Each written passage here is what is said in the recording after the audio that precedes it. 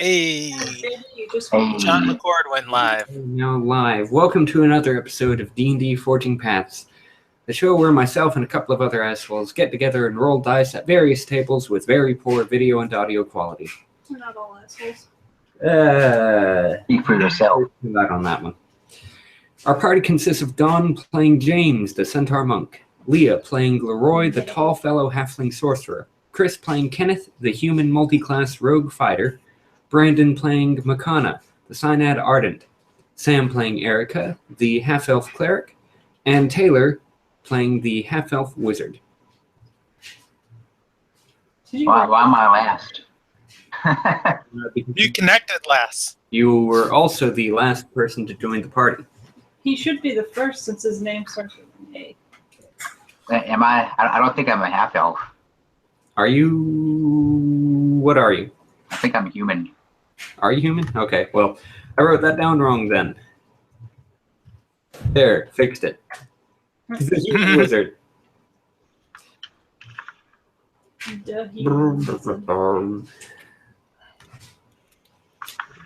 Let's see.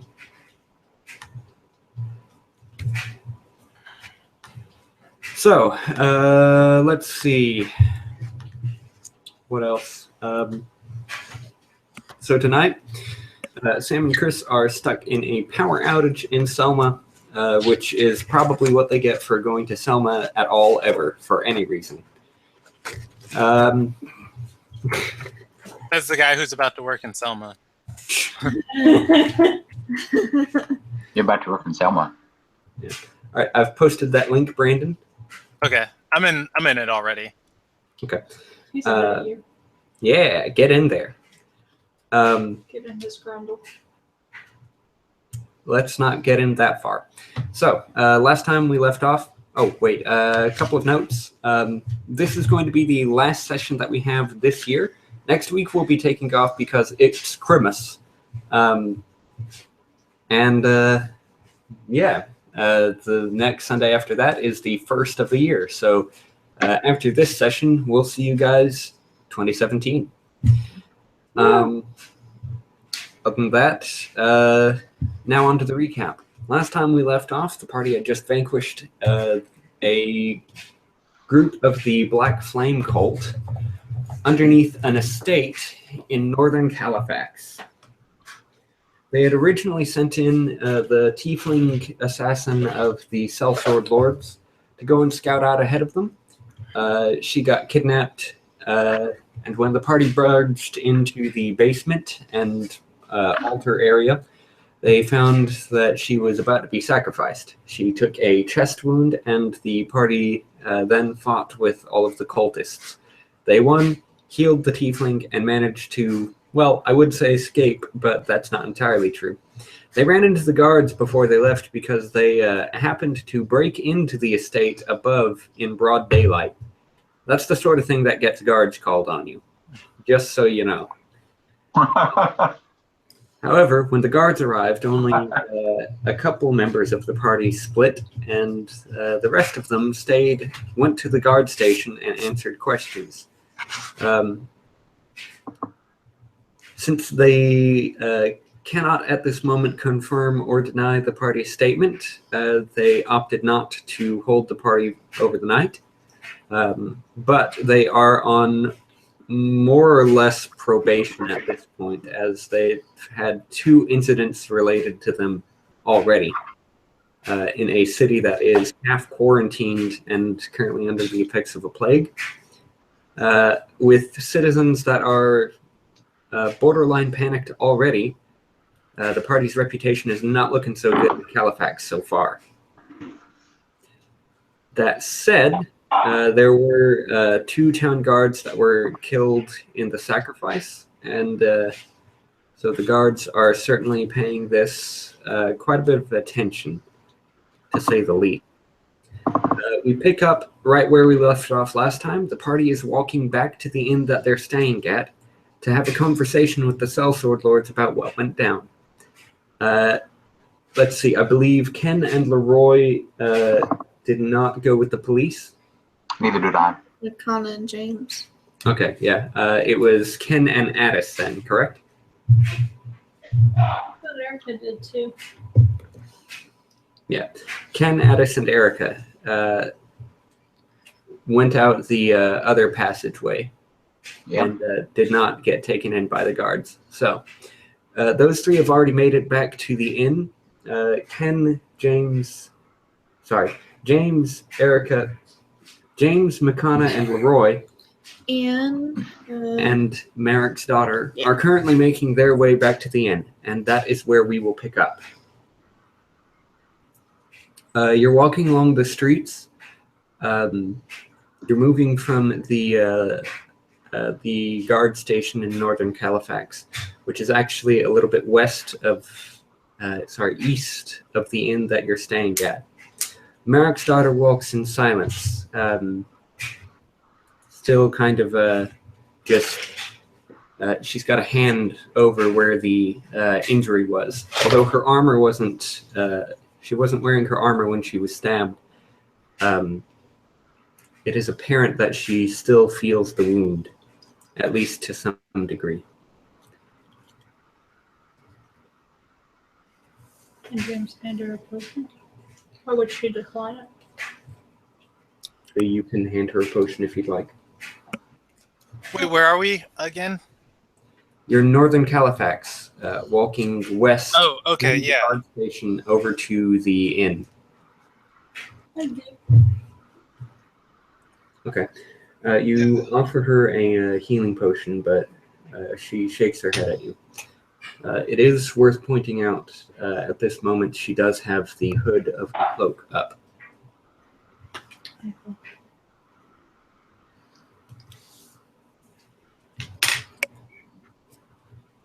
She's not a happy camper right now.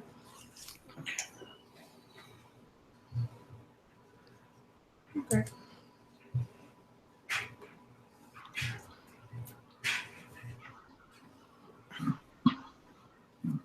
Oh, Yeah, I think the whole walk, Makana would be like opening her mouth to say something and then just kind of letting it drift off and not actually say anything.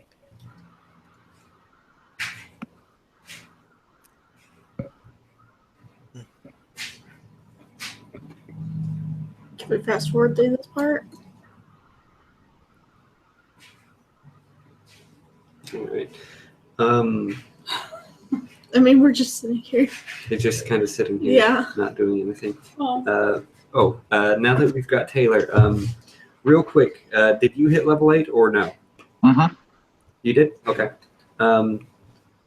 What's your new max health? 30. 30? Uh-huh. Did you not add your constitution modifier? Nope. Okay, so it's 31 then? That's my constitution. Your constitution, it says here 13. Okay. Yeah, 31. Did you remember to add the ability score increase? No, I didn't. Have you leveled up at all? Other than the hit points, no. Okay, so since you hit level 8, every 4 levels, you get to increase one of your ability scores by 1 point. 1 point. Yeah. Now, I'm looking at your ability scores as they are. You've got, in my opinion, you've got 2 main options. You could either continue to increase your intelligence so that your spellcasting is as potent as it can be, or you could go ahead and dump a point into your constitution. This would increase your modifier to 2, and it would give you 1 hit point per level, which would bring your hit point total up to 39. Ooh, I want to do that. You increase your constitution, it is permanently 14, Oh, yeah. and your maximum health changes to reflect the increase in modifier. So you now have 39 hit points. All right. As a wizard, you gain a number of skill points equal to 2 plus your intelligence modifier, the base intelligence modifier. So that would be you gain 6 plus 1 from being a human. So you have 7 skill points to administer. Remember that the maximum number of ranks also increases with your level. For class skills, it goes up by 1 when you level, and for cross-class skills, it's still half of whatever the maximum ranks for your class skills are. Okay.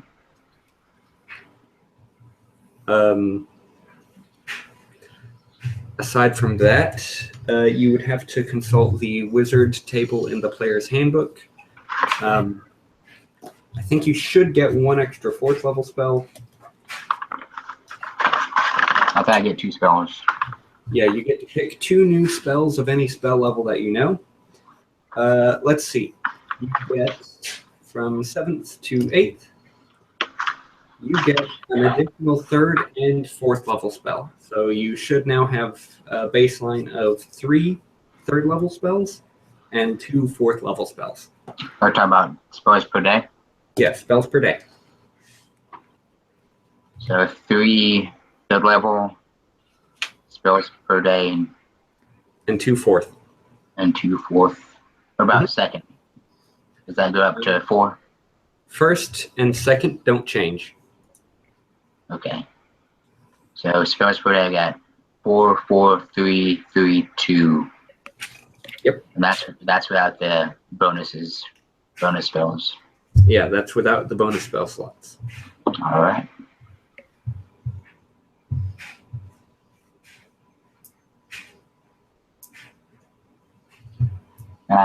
I did pick spells for 4th level. Okay, you did? Yeah, I think I got Crushing Despair and Invisibility Greater. Both solid choices. All right. I'll let you distribute your skill points.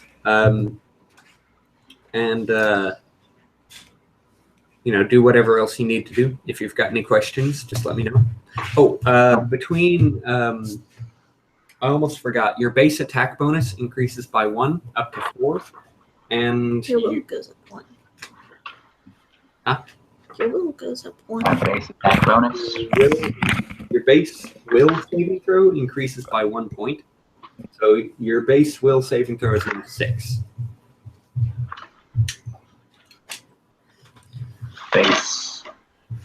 You said base attack bonus goes up by 1? Yes, and your base will saving throw. And my base saving throw will goes to 6. 5 to 6. Okay. All right. Now getting back to it, we jump ahead. You meet up with everybody back at the inn. For a change, the sellsword lords are not there waiting for you.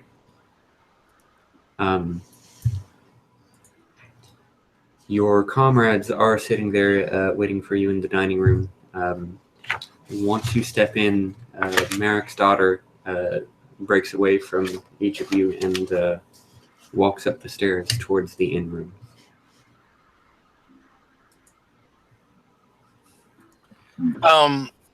You said the sellswords aren't waiting for us? That's correct.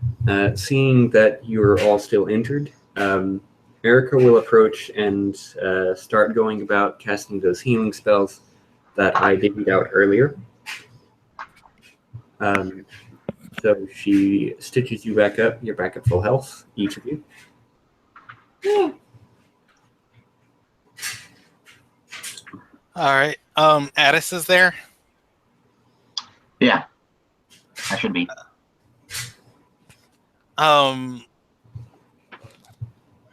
Makana's probably just gonna walk up to you and let a moment pass, and she'll just nod and say, "Good job." All right. I hope that gave you some solace. Sorry we couldn't find out more information before we had to do what we did. Yeah, me too. Yeah. But that did give me some satisfaction.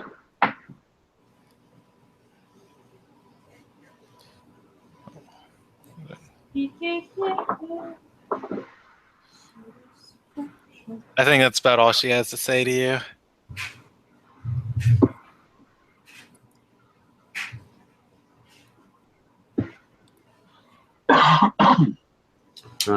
Erica will approach James and ask if Merrick's daughter is feeling better. It's hard to say. She's sour all the time. She, I don't think there is a better for her. She hasn't spoken much. Okay. You notice that the tone of the inn around you guys is a little bit more sedate than it normally is this time of day. For a point of reference, it is late in the afternoon. The sun is setting. It's because everybody's dying from plague. Just saying. Yeah, if the plague doesn't get them soon, the fire eventually will. Oh, I thought we put that out. No. The water didn't put it out? No.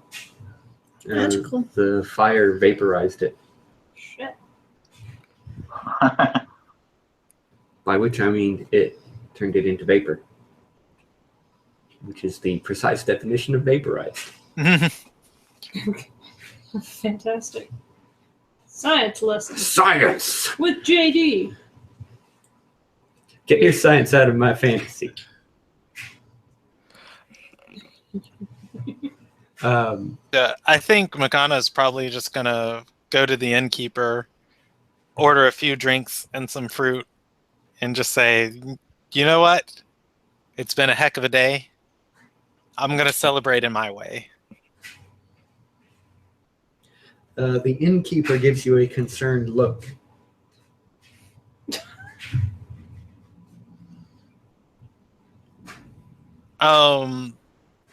Can she do a sense motive on that? I tell you what, I'll let you do an intelligence check, DC 5, to remember.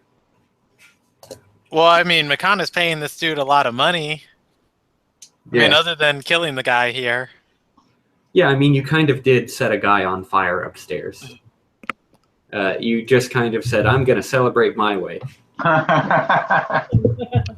Burn people. Yeah. To which she'll just look over and say, don't worry, as long as we're staying here, your inn will keep standing. And we'll make sure it's well protected. He mutters. I'm sure that's pretty sure. Can't make out. Can I do a listen check? You can. That's going to be a 15. You managed to make out. That's what I'm afraid of.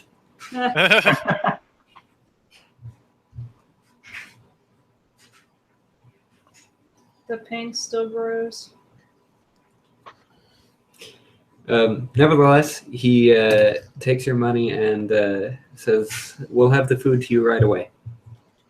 All right.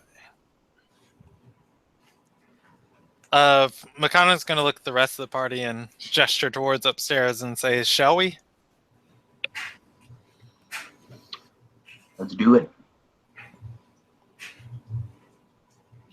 She heads upstairs. Okay. To party in our own way. The party follows you up to the party's room. The party follows you up to the party's room. Yep. To party. The party follows you up to your room. Their room. Our room. Things get sexual. Oh, what is Got that. Disrobe. Yeah. Cast disrobe on everything. I guess once we're all alone. Gauntlets come off. Oh God, there's a wrist showing. Oh God, sweats. I guess once we're all alone, Makana's going to just say, look, let's all just be honest with each other.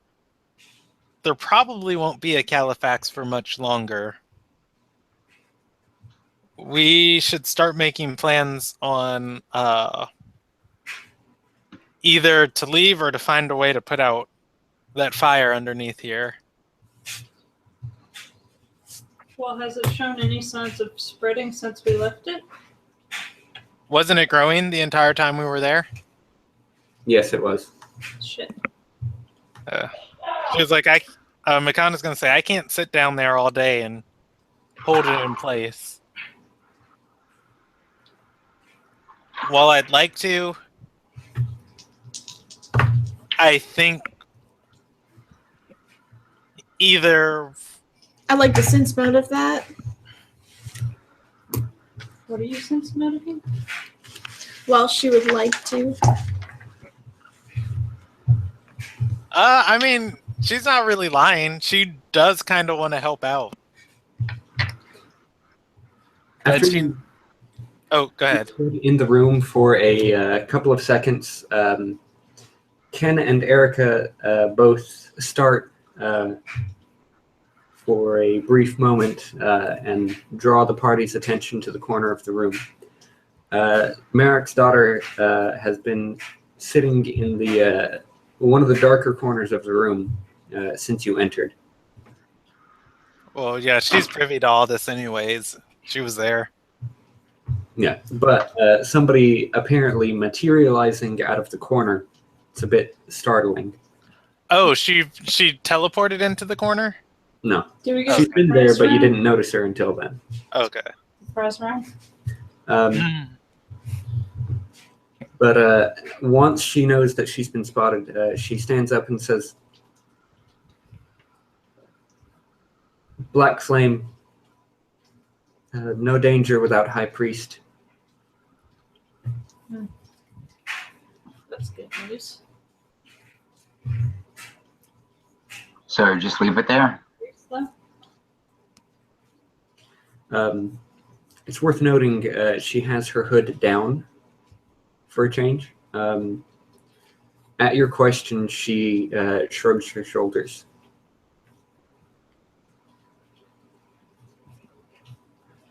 So the potential's still there that the city could be destroyed. Makana's gonna ask her,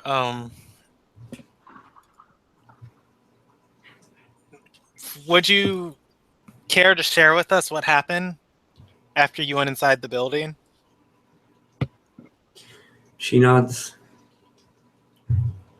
Step down ladder. Noticed illusory wall. Walked through. Presented kukris.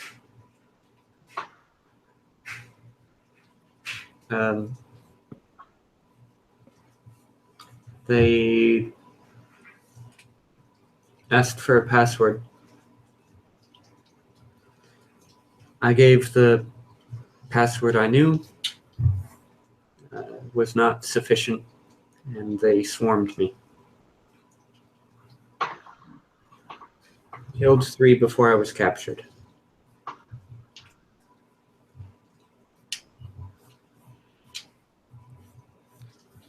Do you remember what they did to start the fire they were stoking? The fire had been burning by the time I got there. They burned effigies. I didn't see them make it. They brought it from upstairs. So we should check out the house. Small wood carvings, straw hair. Eerily similar to myself, 2 guards.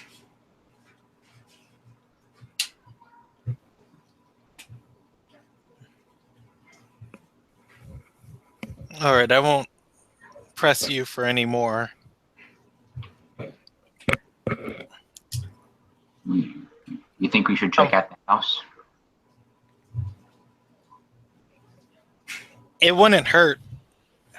However, I feel if we want more answers on this, we'd have to track down the only other person we know who's had contact with these people, which would be Brody. What about the tower of the? Is it the Arcane? I mean, that's a place to start too.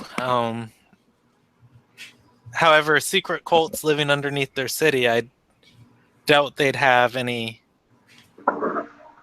information on them.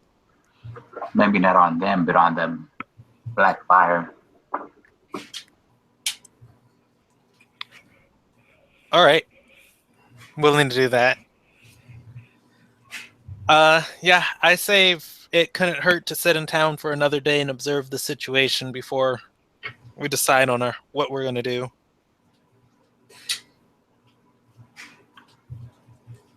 Merrick's daughter is going to remove the kukri that you gave her from her belt and hand it back to you. Makana's gonna like nod and take it from her, and she'll smile and say, "I didn't even have to ask. Thank you." She nods. It was yours.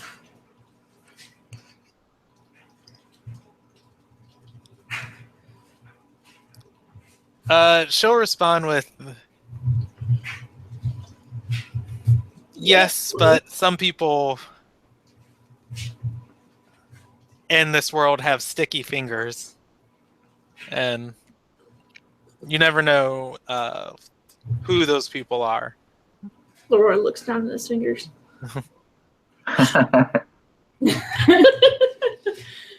She raises an eyebrow and says, "It belongs to you." Question mark. Yeah, Makana just says, "Yes, you're right. Thank you."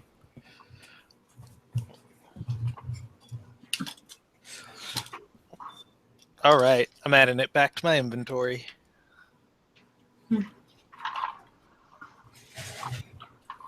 Is dagger. All right. So if Makana wanted to throw this, she'd take like a -4 to it for being like an improvised weapon. It actually has the throwing property on it, so it's got a thrown range of 10 feet. Or I meant for it being like an exotic weapon. It's a martial weapon, actually. Oh. But you are not proficient in it, so you would take a penalty. Okay. I think the penalty is -4. Let's see.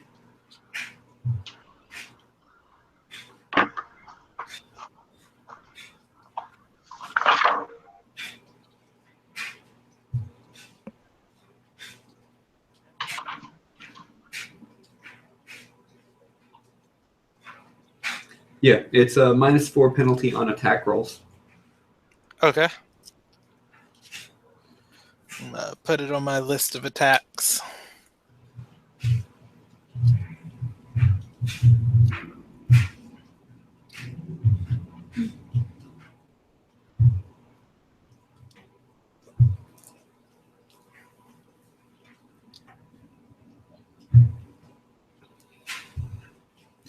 Also, the returning property of it says that it will return to you to your hand.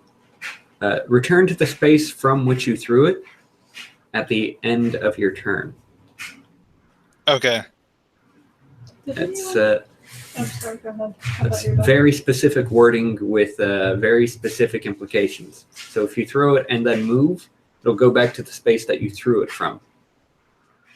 And it doesn't just rematerialize in your hand. It kind of boomerangs its way back to you, so you have to be there to catch it.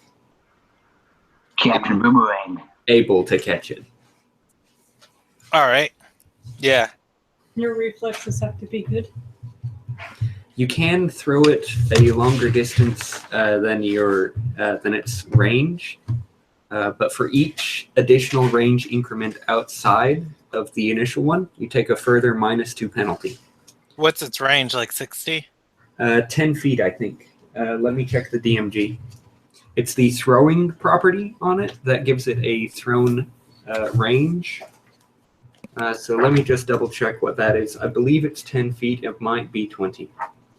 I do remember it's fairly short. Yep, 10 feet. Oof, that's short. It is short. But if you're tied up in melee combat and you just need to hurl something at somebody squishy standing behind the beefy character, it's enough. Yeah. She also has her spear, which she can throw 10/20 feet. Did anybody try to spell in the fire? Yes, multiple times. Both Leroy, Erica, and Addis tried it. And the fire almost ate through cold iron. Mm-hmm. It started to melt the cold iron sickle that Yeah, I remember that. that Makana had. So, is there anything else anybody would like to say? Is this after? Yes. Have we gone to bed? No. I'm waiting till morning. Okay. Well, after we decide what we're doing, we should rendezvous with the Sellsword Lords. They'll be returning shortly.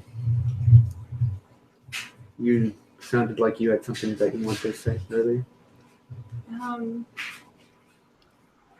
Yeah.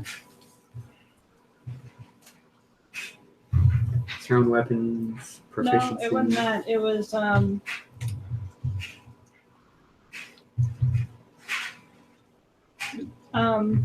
putting out the flames may be something that's just out of our control. We're not heroes. We're just moving along in the world, not trying to save as many people as possible.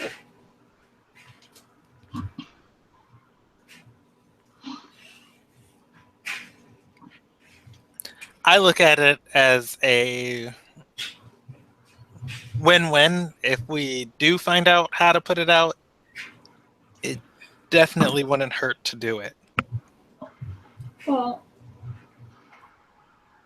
I'm not saying it wouldn't be worth trying. I'm just saying in the event that we are unable to put it out at all. It just may be something beyond our control at this point. I'd rather try and fail than not try at all. We don't want something coming from the flames.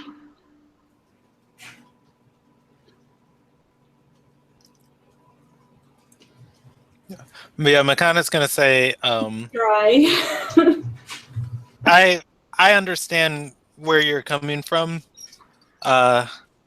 James, but I do agree with Addis. I would at least like to try. I feel like if we had an opportunity to put it out and we didn't, that their blood would be on my hands, and I do not want any more blood marked under my name that didn't merit their deaths.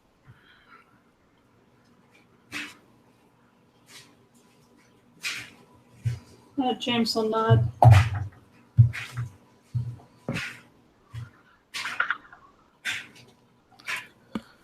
But once again, if you are correct and it is out of our control, then it is simply out of our control.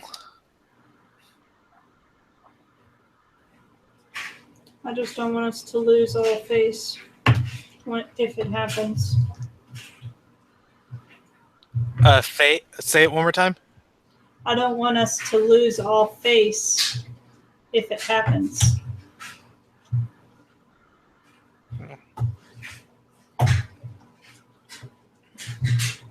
Besides, the guards here love us. Imagine if we put out the fires. They'd adore us almost eternally. They might adore me, but I'm pretty sure they don't adore you too much. Well, they do give us the most attention. Makana's going to say nonsense. This is the longest I've been in a town without being arrested by them.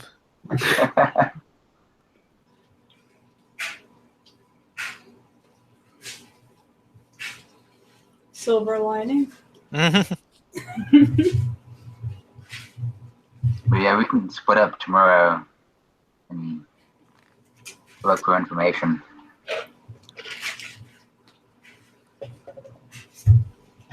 Okay. As you're having this conversation, you hear from down the hallway, it sounds like metal boots, metal armor clanking together. You hear the door to the Sellsword Lord's room open. Merrick's daughter immediately darts for the door and runs out of the room, shutting the door behind her. Oh, I was gonna follow after her. That might not be the best thing. If you said that out loud. No. Okay. You hear the sounds of conversation before the door closes. And there's silence again.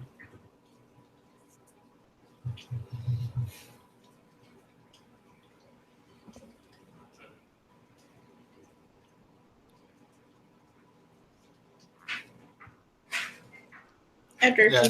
Leroy will go over to the door and go across the hall and knock on their door.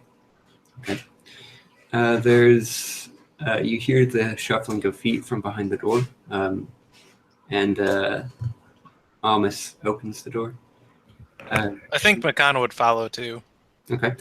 Noticing the two of you there, she steps out of the door and shuts it closely behind her, quietly, taking care to do so. And she says, "We can talk in your room."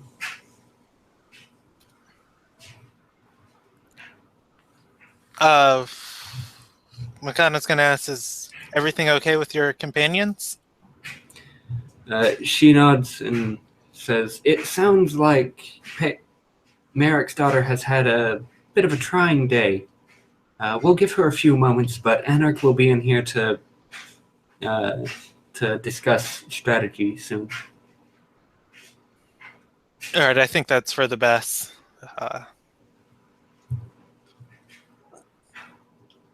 Makana's going to ask, is there anything you guys do in particular to cheer her up?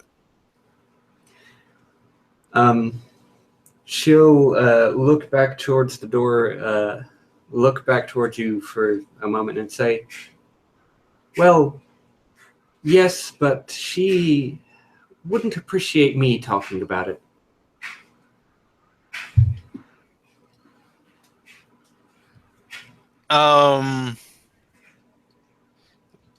But Makana's going to tell her to walk with her. Can she roll a diplomacy check to try and get her to tell her?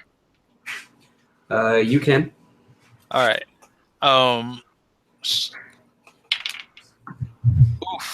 Oof. That diplomacy is going to be a 16, and she's going to just say,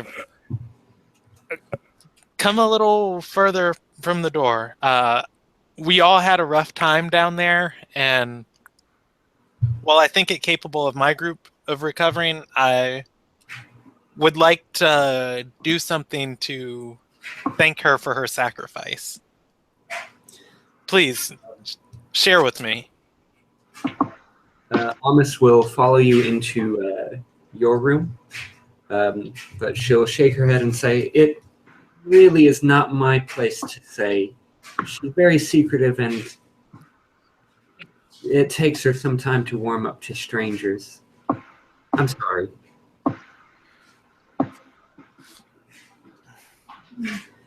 Perhaps they should tell you yourself. That is the way that she prefers it. Although, I would say ask Anarch.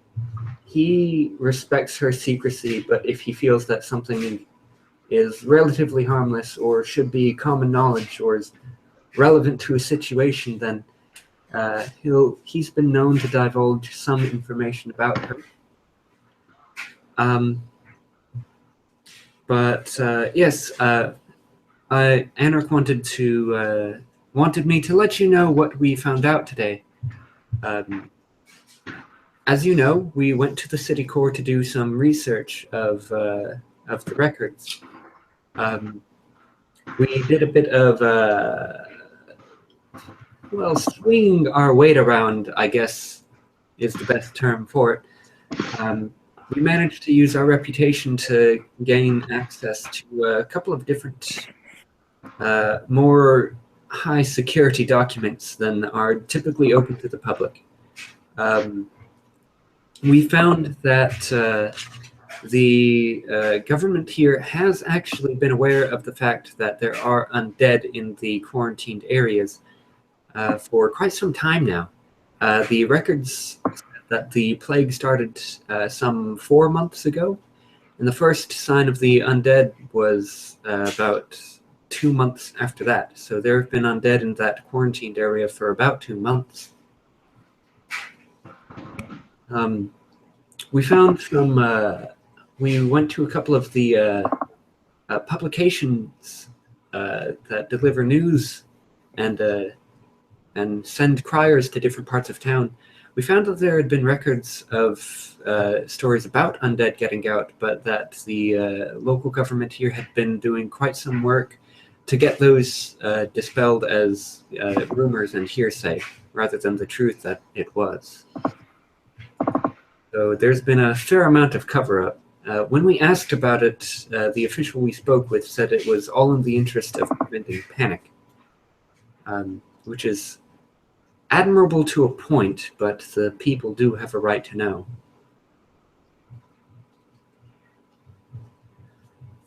Furthermore, Kana dipped into the quarantined area by herself, and she managed to find that the zombies and skeletons in the area were not naturally created. She's had some experience with naturally occurring undead and with those that are created. And these definitely resembled those that are created rather than rising naturally on their own. So it's possible Merrick's daughter told us that there was a cult underneath the safe house. Not just bandits, but a fully realized cult. It's possible that without the intervention of the cult and the continued efforts of the town guard here, that the undead may cease to exist in any capacity.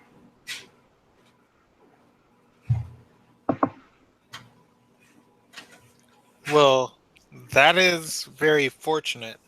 Did she get a chance to tell you about the flame down there?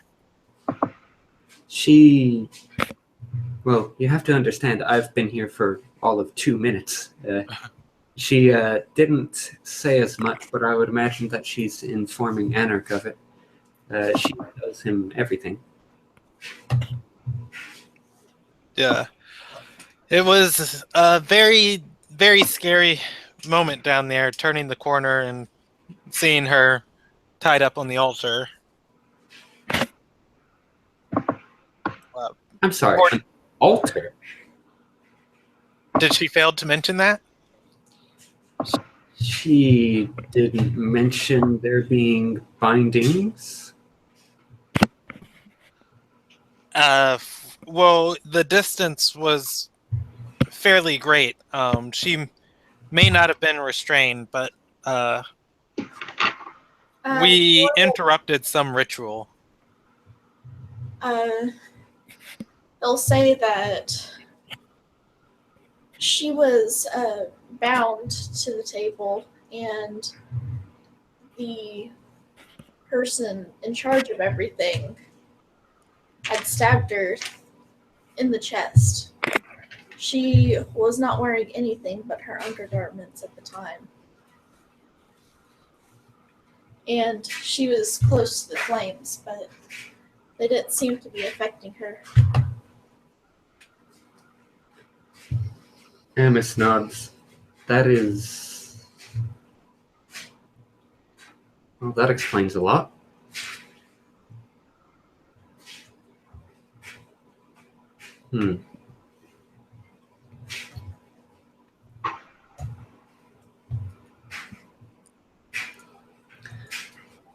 Interesting. I wonder what Anarch is going to do about all this.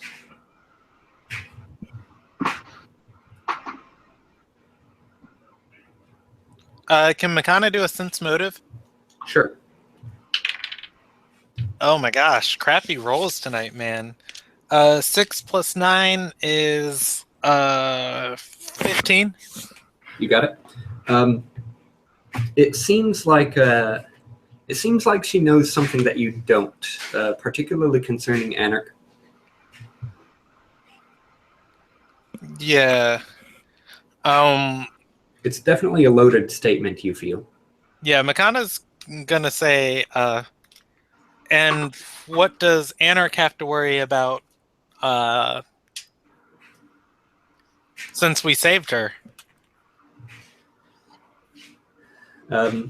Amos will sigh, look back towards the door and say, well, Anarch is... If he seems calm and collected most of the time, that really belies his anger management issues, shall we say. He's very... While she's saying this, Makana's gonna purposely position herself between her and the door. Okay. Like close enough to keep the door closed if needed. Okay.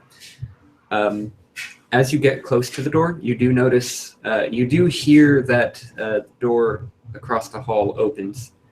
Makana's gonna put her hand on the door to keep it closed. Okay. And she's gonna say, very like low and forcefully, like, tell me now, are my people in danger? She's gonna try and do that as a diplomacy check, like a serious plead with her. It's gonna be a 17. Amos shakes her head and says, no, he knows where to put his sword. It's just he's sometimes a little bit frightening. There's a knock at the door, and you hear Anarch's voice and say, "'Tis I, Anarch Vald." Makana's gonna like scowl at Amherst, or who's in her Amos. Mm-hmm. Yeah, she's gonna scowl at her, and then she'll just like relax her face and take her hand off the door and let it open. Okay. Anarch steps into the room and says, I assume Amos has told you about what we uncovered today? Yes, but there is still a lot to discuss. I agree. Amos, if you will. She nods and begins an incantation. Those with spellcraft may make a check.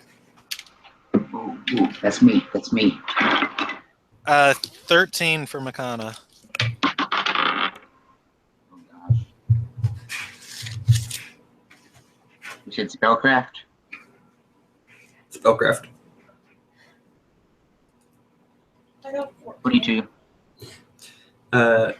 Addis notices that she is casting Detect Scrying. Alright. I rolled a 4 on that D20, by the way. Maxing skill points. Yes. She finishes the spell and says, "No, nothing in here, no sensors." Anarch nods. Very well. As she no doubt informed you, the government here has been aware that there is an undead infestation in the quarantined area. We believe that given time it will fade, as with no cult reinforcing their numbers daily, the zombies and undead and skeletons will simply fall off, peter out, that sort of thing.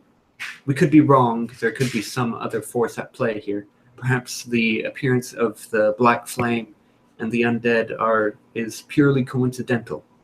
After all, the black flame are loath to use undead. They have in the past, but normally they choose to let rampant wildfires do their talking instead.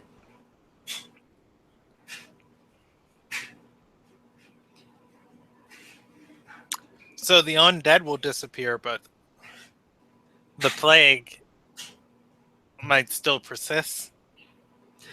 Only as far as the disease can naturally spread itself. While the cult may have had a hand in that, without their members masquerading as clerics of the Tower of the Divine here, distributing blessings to ward off the plague, disguised as, or where in truth it is actually the contagion spell, we should see much lower infection rates, especially with the quarantine rather effectively keeping those who are stricken and the undead out of the non-quarantined areas. I have no doubt that the plague itself will very likely peter out in much the same as the undead might. Now, speaking from one mercenary to another, it would be a very good show of you to possibly step in and do some, shall we say, extermination. Mikano was gonna, she's gonna nod and say, "I was going to suggest we need to cull that side of the city. More specifically, you guys found cultists there walking around. We need to check any old hideouts that might linger over there and just make sure that we've weeded out all possible spreaders of this disease and kill any undead while we can." Anarch shakes his head. We found no such cultists in that area. I thought they killed a person with kukris on the other side of the extermination area, or the quarantine area. The other day, though. Today, they didn't find any cultists. Okay.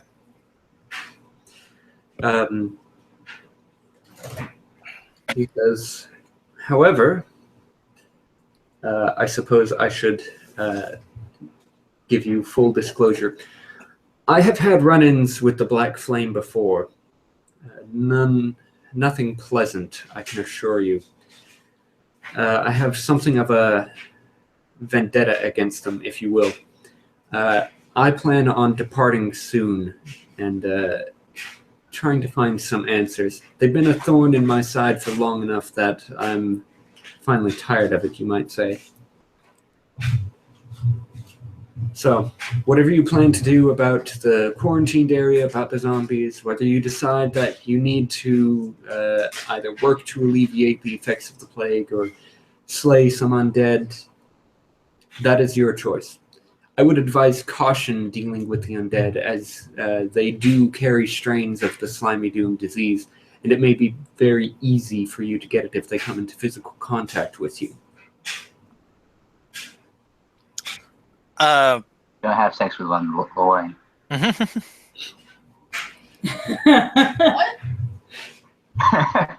What do you say? Don't have sex with one Lorraine. Hey, no promises. Anarch and Amos will both chuckle. Anarch says, Anarch turns to Erica and says, I thank you for what you did for Marek's daughter. She mentioned that she saw a scroll burning up in your hands as she came to consciousness, and I would like to reimburse you for it. Although Erica initially tries to refuse the offer, Anarch insists. Let's see.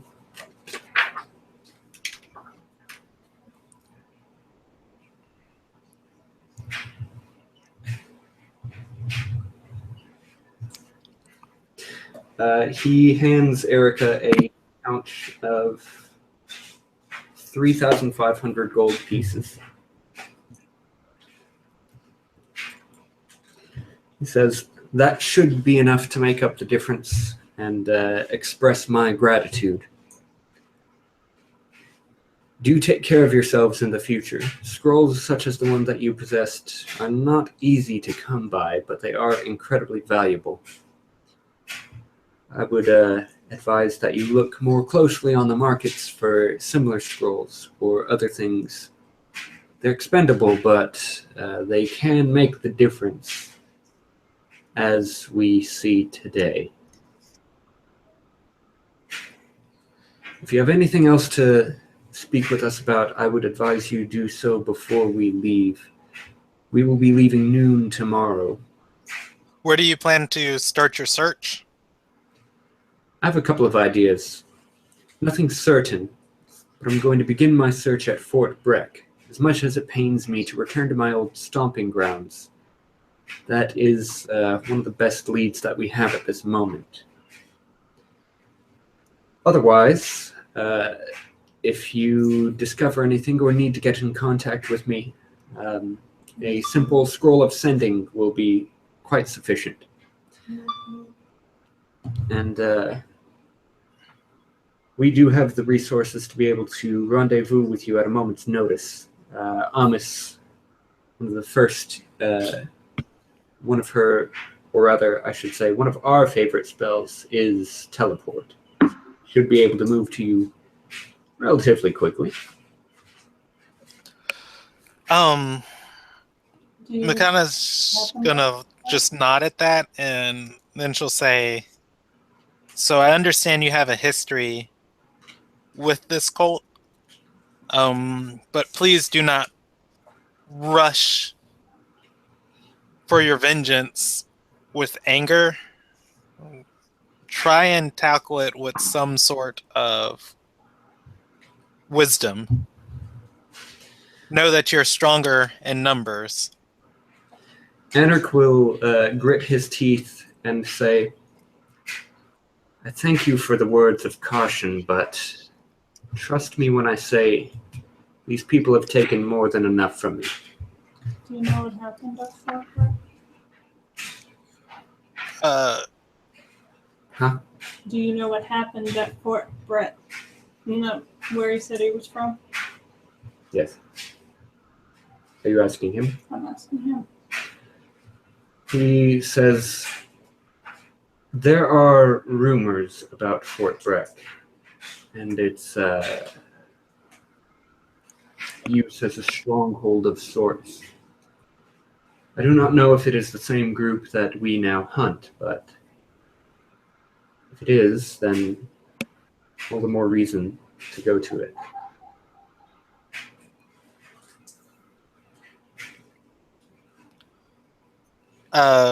Makana's gonna raise her eyebrow at his last statement and say, did you lose somebody to the cult? He'll turn to you and nod. He said, yes. Yes, I did. Kana and I both have lost someone to the cult.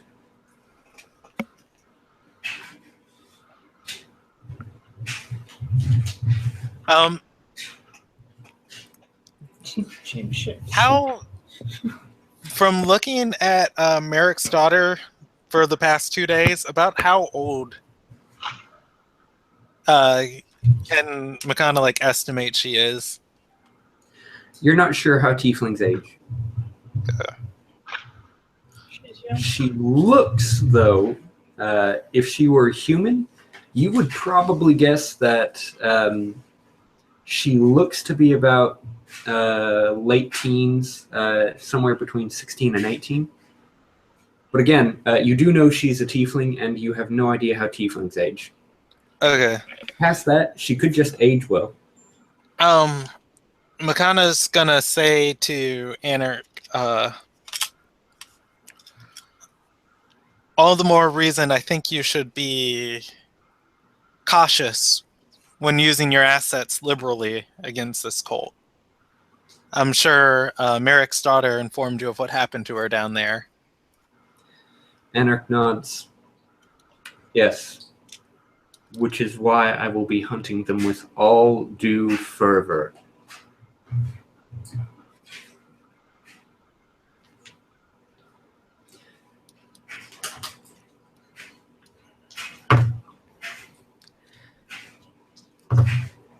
Makana's going to speak up and say, So everybody notices in the room that as he's been talking, Anarch has been tightening his grip on one of his swords.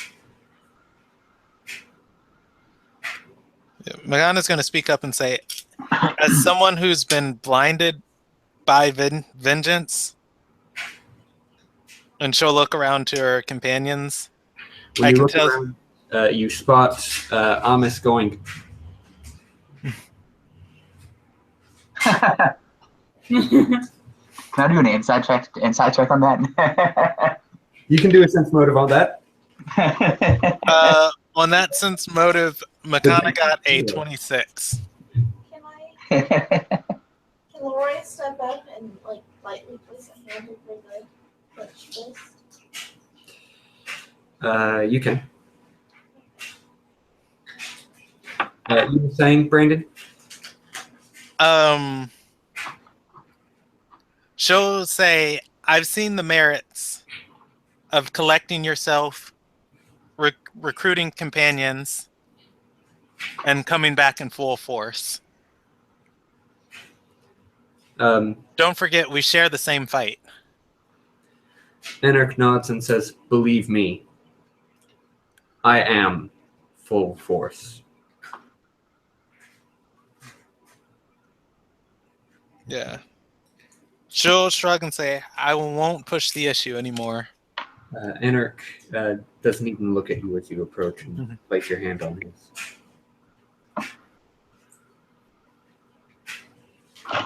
By the way, Makana got a 26 on that insight.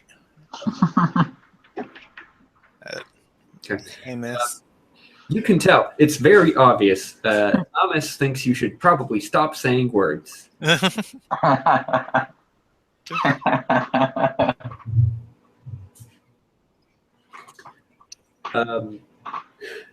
That said, Anarch says, well, I've said my piece, given you our information, and paid my debts.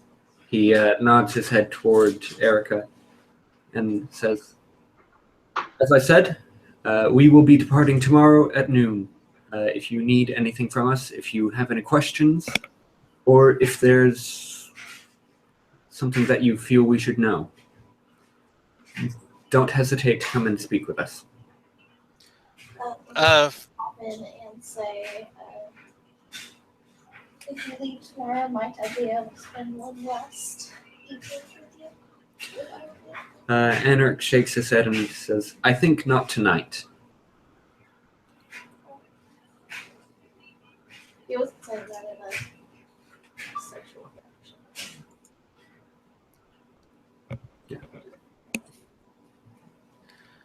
Makana's gonna speak up and say, if you choose to hunt this cult, there is something you should know.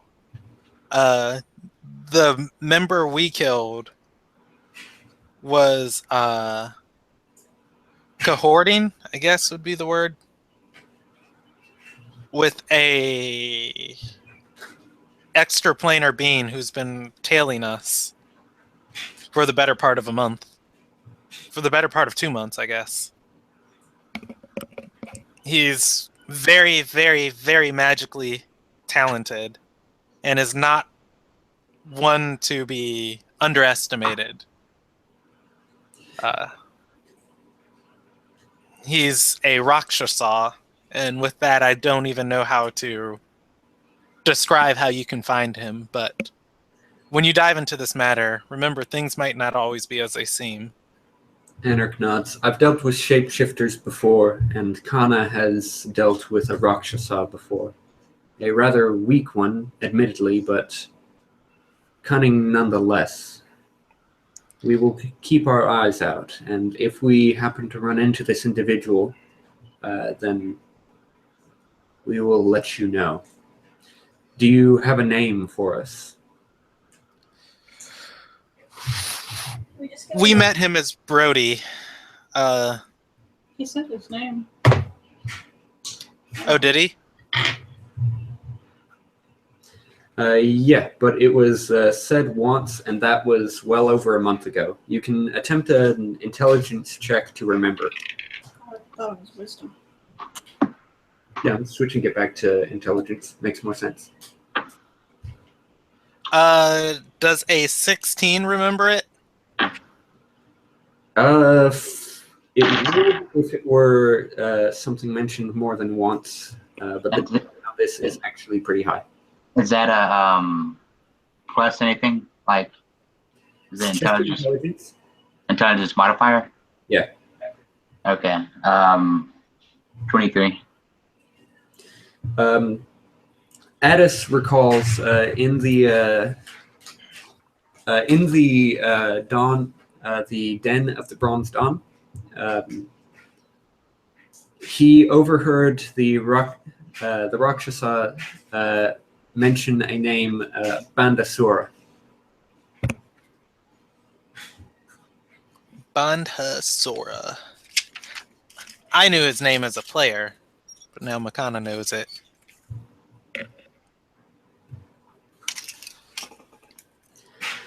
Anarch nods and repeats the name to himself a couple of times before he says, "And now, if you will, it has been a long day, and I would like to retire for the day."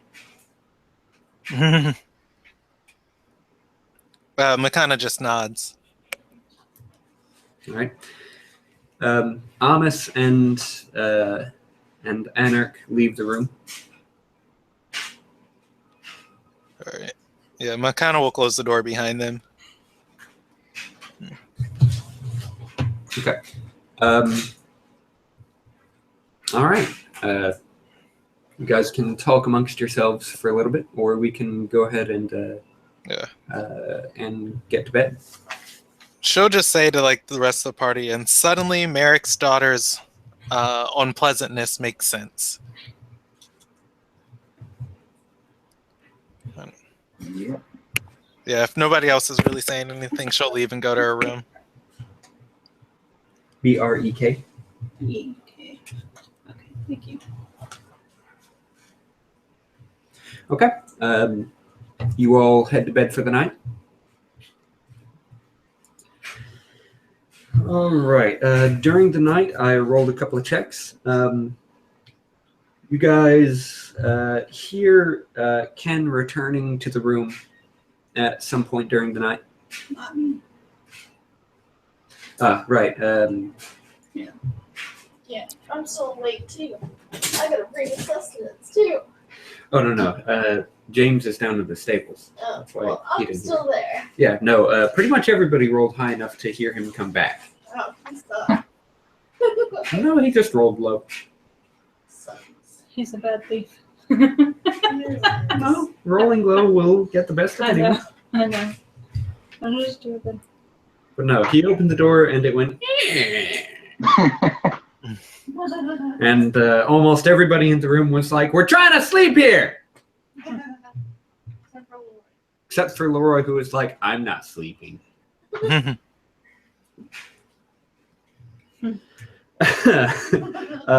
You do manage to make it through the night without anything too terrible happening. So for those of you who did level up, the changes take effect now. Yeah. You are officially level 8 if you had enough experience points last night. Yeah.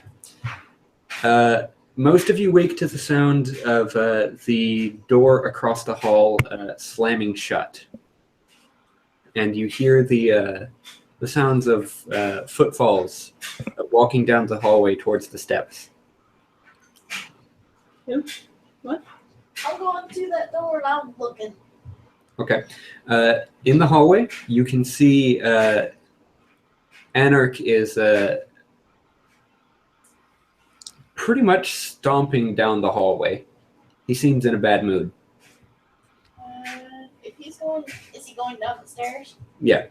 Okay, he's gonna knock on once he's out of sight, Lori's gonna knock on the door. Okay. You wander up to the door and knock on it. After a couple of moments, you hear somebody whispering behind the door. If you like, you can make a listen check, DC 25. No, I'm not making that. Do it. Roll it. Roll it. I got a card. You'd have to get a 19 or better. Oh. Well, let me check. I may have, let's see, people whispering through a door. Actually, the DC is 20. Can I try it again? No. You have to wait a minute before you can try again. I just want to see if I would be able to if I was there. I would have gotten it. All right.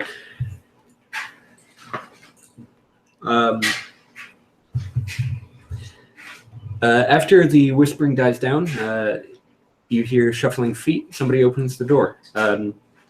Kana is standing behind the door, and you see, you can peer into the room. She's opened the door wide enough. You can see Amos in the room. He'll ask them if everything's all right. Dude, where the hell did Felicity go? Felicity, that's a good question, actually. She wasn't in the room last night, and you didn't find her. She wasn't in the inn this morning. Oh shit, I'm gonna be looking for her, and if that's the case. Okay.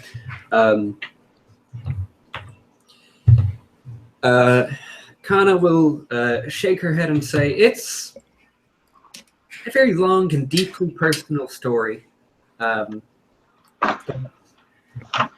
We had thought that our dealings with the Black Flame cult were more or less wrapped up, since we had not sought them out at all in the past. But Anarch is rather displeased to find that there's yet more business to attend to with them. And yeah. That, and he always gets a little bit upset the day after if one of us comes close to the brink of death. He seems to consider it a personal failing on his part."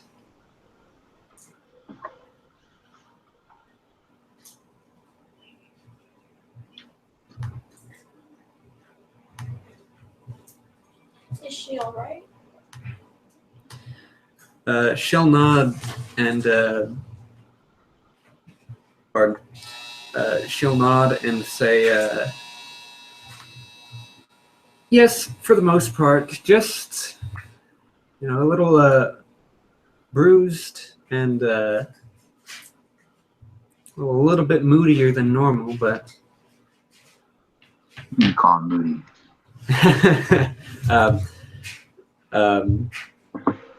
But other than that, mostly back to her old self.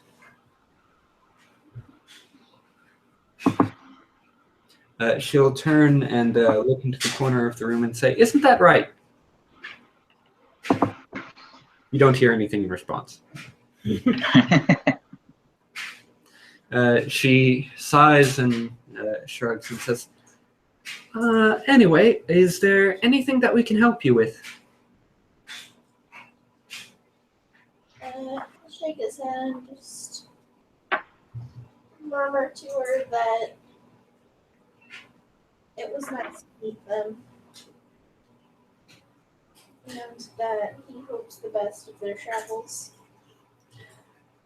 She nods and smiles pleasantly at you. She says, "It was very lovely meeting you, and you are rather exquisite company. She'll lean forward and plant a kiss on your forehead. The same could be said to you, my lady.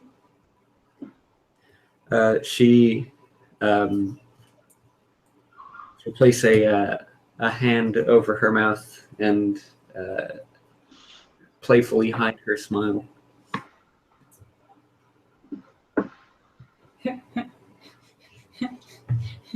Audience gas. Leroy charms all the ladies. All the single ladies. All the single ladies, Yeah. put your hands up. Jeez. Amos will say, "Oh, before we go, I wanted to have a chat with that wizard fellow of yours, the one with the spell book. The one with the spell. I wanted to see if there was any knowledge that we could share with each other." Okay. She's gonna suck it out of you. Yes. You're free to come over to our room. She nods. "Well, I'll be a little bit busy packing, but if you see him before I do, could you tell him that I would like to have a conversation with him?" Of course. Fantastic. Now, Thank you, dear. this is happening at night, or is this the next morning? This is the next morning. Oh, okay. Did I ever find Felicity? We'll jump to you in a second. Oh God. You're really worried about her? Yeah. Okay. Yeah, he'll go and tell Titus. Okay. Addis, Yes. you have an invitation in your inbox. Oh yeah. I'm gonna reply. And check Okay. Yes. You Hits are- reply all, sends a dick pic to the entire company. All right. So, do you want to wait for her to come to you, or do you go to her? I go to her. Okay. I'll cast Bestow Curse. Still curse charisma. I guess I'll wait for her to come to me. Okay. The power move is to wait till she comes to you.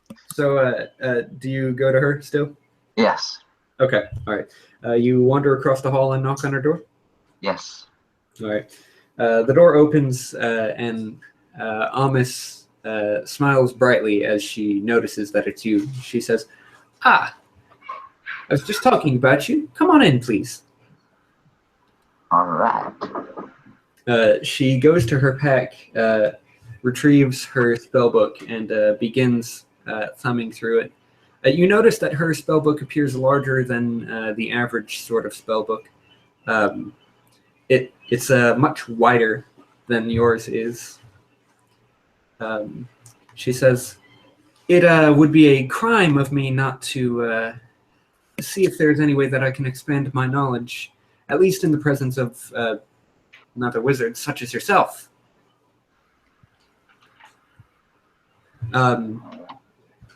She says, "If it's all right with you, I would be. Yes. I was rather hoping that we could copy some spells between our books, free of charge, of course." Okay. That's All fine right. with me. I'm gonna just go down the list of, her spell list, as it were, and you can copy. You can tick off the ones on that you have, or that you don't have, on your list. Just take them off. For all intents and purposes here, we're using a homebrew accelerated variant. It doesn't take a day per spell level. I'm going to rule that it takes an hour per spell level. Okay. So you can either, let's see, you've got access to up to 4th level spells. So at 4th level, she is a specialist of transmutation with the restricted schools of necromancy and evocation. So at 4th level, she has the following. You ready? Yes. Sorry, what I meant to say earlier, the accelerated variant is an hour per spell. So since they're leaving at noon and it is daybreak now, you have 6 hours. Okay. So you can copy up to 6 spells from her. So is there anything in particular that you were hoping to get at another level, or should we just start with 4th? Let's see, at another level.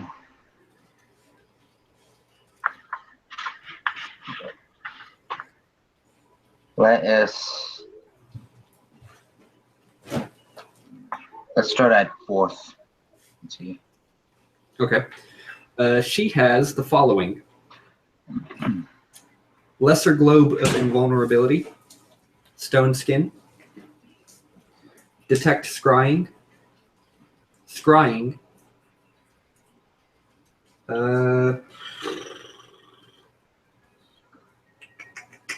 Greater Invisibility, Phantasmal Killer,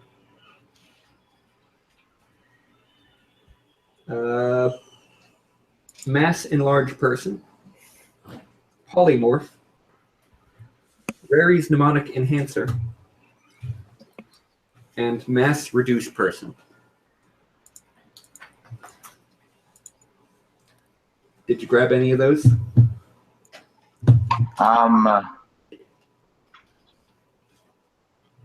I was thinking of.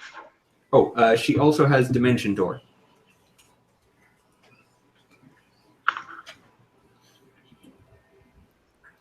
Teleports you and up to max load. What's my max load? What you mean? You can find that in. We're in there. You can find that in Player's Handbook. Let's see. What's your strength? I think it's 10. Your maximum load is 100 pounds. So I can take like one other person with me. You can actually designate yourself and one other person, or yourself and up to your maximum load. Okay. So I'll do.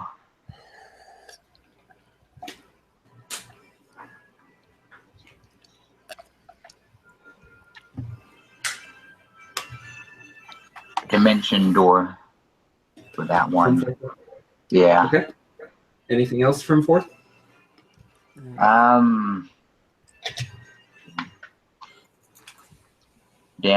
Stone Skin damage reduction 10/adamantine. It's worth pointing out that Stone Skin does cost diamond dust worth 500 gold per cast.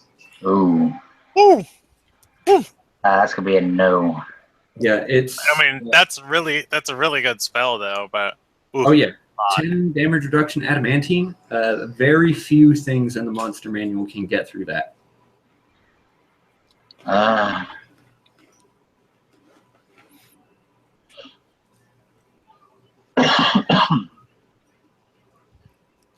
And it costs 500 gold to cast. Yep. I guess I can do that for Can emergencies. like, is it self or is it touch? You can designate yourself and up to your maximum load, or yourself and one creature. I'll get that for emergencies. So I got 2, Stone Skin and Dimension Door. Okay, you can pick 4 more. Shall we go to 3rd level? Yes. All right, she's got Dispel Magic, Protection from Energy, Summon Monster 3, Stinking Cloud,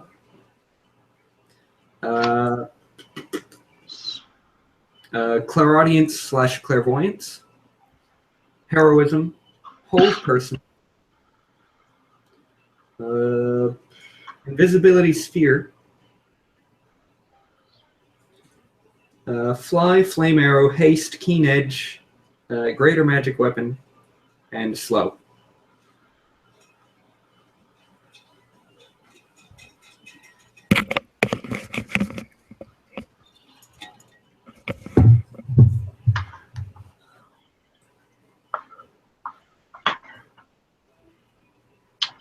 Summon monster 3. I don't need 1 or 2 to do that, do I? As prerequisites.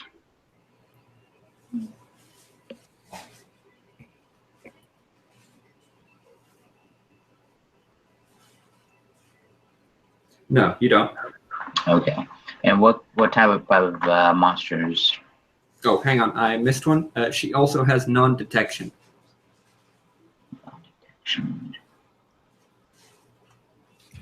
Okay.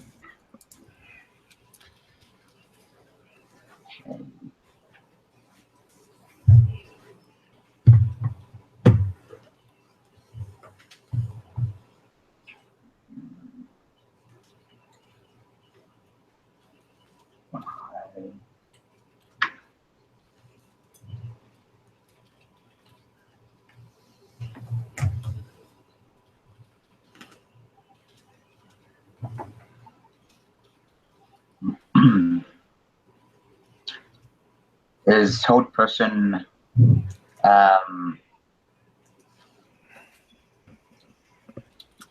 instant effect? Yeah. Once you cast it, it remains for 1 round per level. But at the end of each turn that they're stunned, they get to make another saving throw. Okay. It's still very useful. The saving throw DC for that would be the spell level DC. Yeah, it's 10 plus spell level, so in this case 13, plus your intelligence modifier. Which would be 18, wouldn't it? Yeah. Yeah. Okay. So I'll do fly and hold person. Okay, so that's 2 spells. So you're down to 2. All right, shall we go to second level? Yes. Okay, she's got Arcane Lock, Protection from Arrows, Resist Energy, Melf's Acid Arrow, Summon Monster 2, Locate Object, See Invisibility,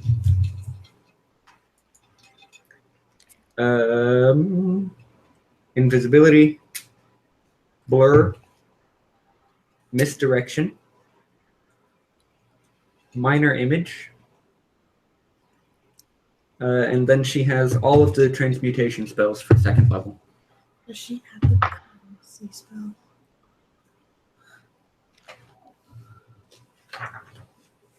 What spell? Permanency. Permanency, yes, Oh. she does.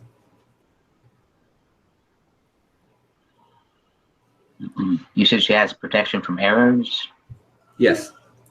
Is that range damage? Does that include magic or just arrows?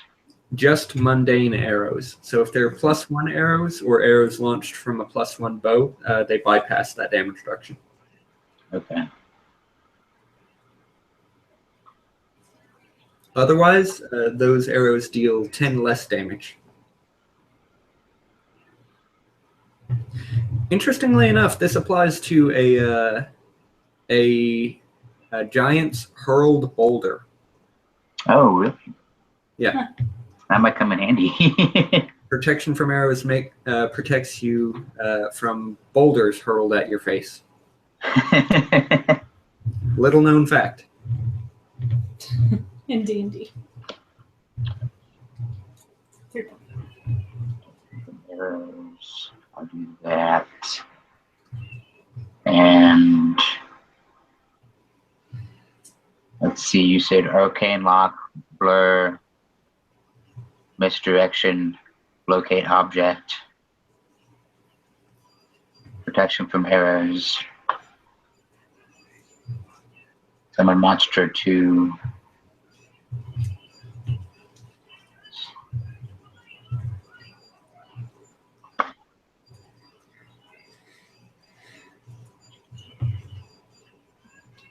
I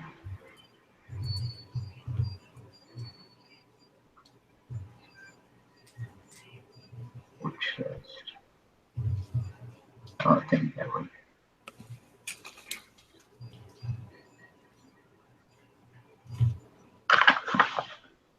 Okay, I'm gonna do summon monster 3 from the 3rd level spell for my last one. Okay. Alrighty. She looks over your spell book, copies a couple of ones that she doesn't have yet. Says, not exactly even, but Yeah, thank you so much. he nods. All right. Before anything else happens, let me get you to make a couple of spellcraft checks. Copying them from another wizard's spellbook, even if they say, yeah, sure, whatever, you still have to make a spellcraft check, DC 15 plus the spell's level. So give me 2 at DC 19, 3 at DC 18, and 1 at DC 17. I'm going to make all of them. My spellcraft skill modifier is at 18 at that already. Oh. Without rolling. Well done. Does he get all of them then? Yeah, he literally can't fail any of them. Okay. Oh, I just rolled a 1 on a d20, so I made it. Yeah, and you still make it on that. 7, These are too good. 6, 6, 16, 10. I think I make them. As a gesture of good faith, Kana lets you use her special ink because, to quote her, I've got too much of it anyway. All right. So this costs nothing to you. Yes.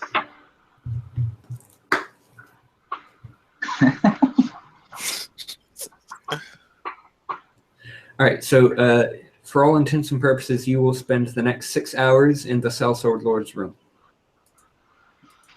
Oh, yeah. Doing nothing but copying spells. Getting cozy. That's wizard sex.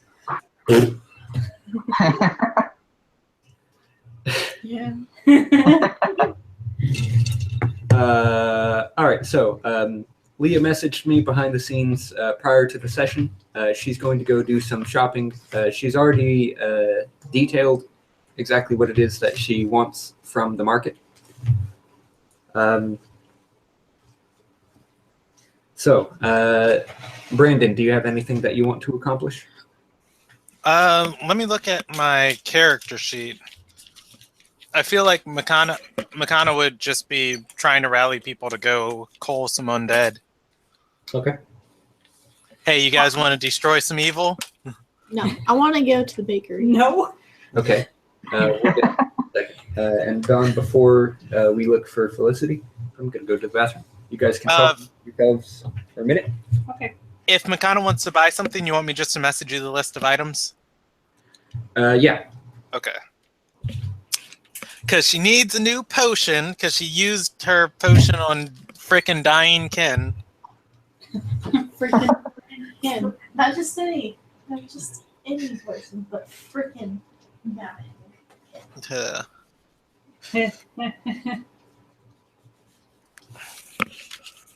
He's a Kindle.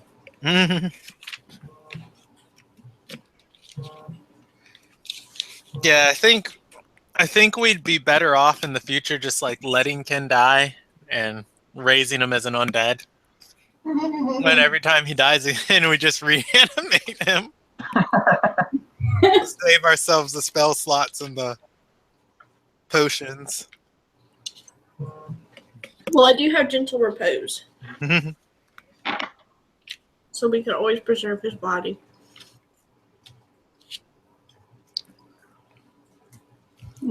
Yeah. Makana is at so many spells right now. You guys have no idea. So many spells. So many. Jeez, your phone's been off. Well, actually, not really that many. She's at 9, I think. Yeah. Let's Yes. see what kind of monsters I can get from Summon Monster 3.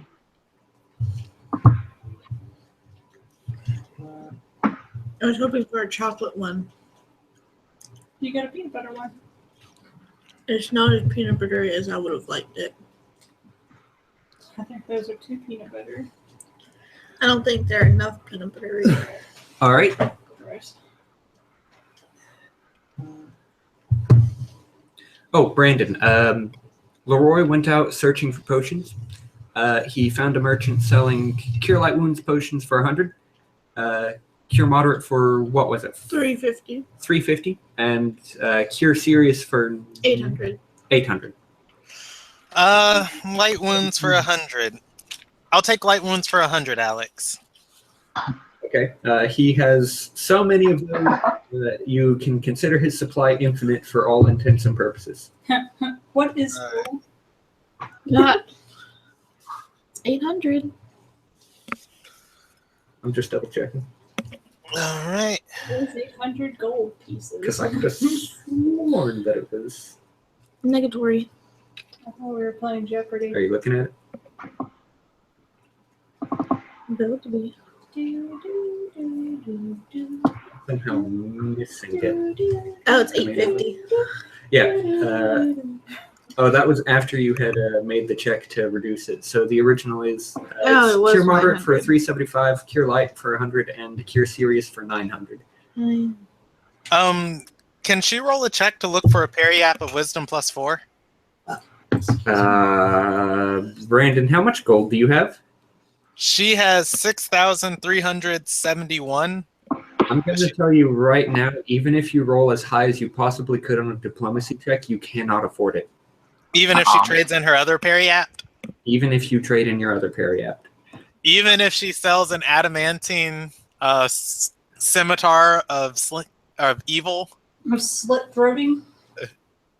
If you did that, Even if you sell your soul. yes. But doesn't James have the scimitar currently? Yeah. Yeah, it's in the saddlebag. Yeah. Yes, if you sold that scimitar, then yes. But Will they have enough money? yeah, that's another concern. Do it as a trade. But no, the base cost You for would think that business would be booming yeah because the- everybody's in one location. Yeah. the base cost for a +4 ability score item is 16,000. Ooh. Did you Lot. not know that? I thought it was 8,000. No, it is bonus squared times 1,000. Bonus squared times that. Oof. Lot. Yeah, she'll go out and just That see what said- magical armor she can find. Yeah. That said, you do find one. You can't afford it. All right. That sucks. Does he have multiples? Does he have any other +4 items? He also has a Cloak of Charisma +4 and I want that. a Headband of Intellect +4. Okay, Makana's gonna ask him. She's gonna say, "Fine, sir. Fine. Tell me, would you? While I don't think I can afford this Periap, with the pure liquid cat or gold I have on me, would you be willing to trade 2 of these items for one of the finest swords you'll ever see in this land? He It will be well worth your while." He raises an eyebrow and says, I can't talk unless you've got the thing in your hand, and if you haven't got the thing in your hand, then you're wasting my time. Well, all I ask is that you save these for me, and I will be back momentarily. He nods and says, you needn't worry about that. I haven't been able to hawk these things in this town. Apparently there's some sort of economic crisis going on. just my fucking luck. Well, Much it as may I be have intellect plus your 4. lucky day because we may be able to solve each other's problems. He says, I'll believe it when I see it. Armos, he is very strict about meeting deadlines, and I'm about to have my ass cut off. Oh, fuck. Wait, what's going on with Armos? Oh, And you? I'm actually friends of sorts with him. Friends? Armos doesn't have friends. Trust me. He's got accomplices, acquaintances, and people who sell his products for him. That's what I'm doing here, or at least trying to. And but lovers. I'm starting to think that there were more reasons than he stated for why he left Califax. Armos actually got me and my friends paid quite a hefty chunk of gold. He didn't have to. He did it out of the generosity, or out of the friendship shared between the two of us. The man at She'll roll a deception on that if needed. She nat 20'd on a deception check, which is a 19. Yeah, bluff check. The man laughs and says, Now I know you're pulling my leg. Right. Leroy wanted to interject. Yeah. Okay. What have you? I lost it because, yeah. I was gonna say, well, we are friends with him. The man rolls his eyes at the statement but says nothing. Just realized. Makana's going to go and find James. What proof do you need? All right, Makana wanders off to find you. We'll get to you in a second. He says, proof? The only proof of Armos having friends would be him saying, this person is my friend. He doesn't consider most people friends. I've known the man and sold products for him for 6 years, and he's never so much referred to me more as one of my frontline merchants. Well, perhaps we could help you get that title. He shakes his head and says, please, you've distracted me enough. If you're not going to buy anything, then you're just wasting my time. I've got a deadline to meet, and that deadline is running up on me faster than I care to admit. Buy the headband of intellect plus 4. Forget you. I want the charisma cloak. Charisma. Forget both of you. We're getting the charisma cloak and we're getting the parry app because Makana needs to have +1 to charisma. The infighting begins. Well, you haven't even seen infighting.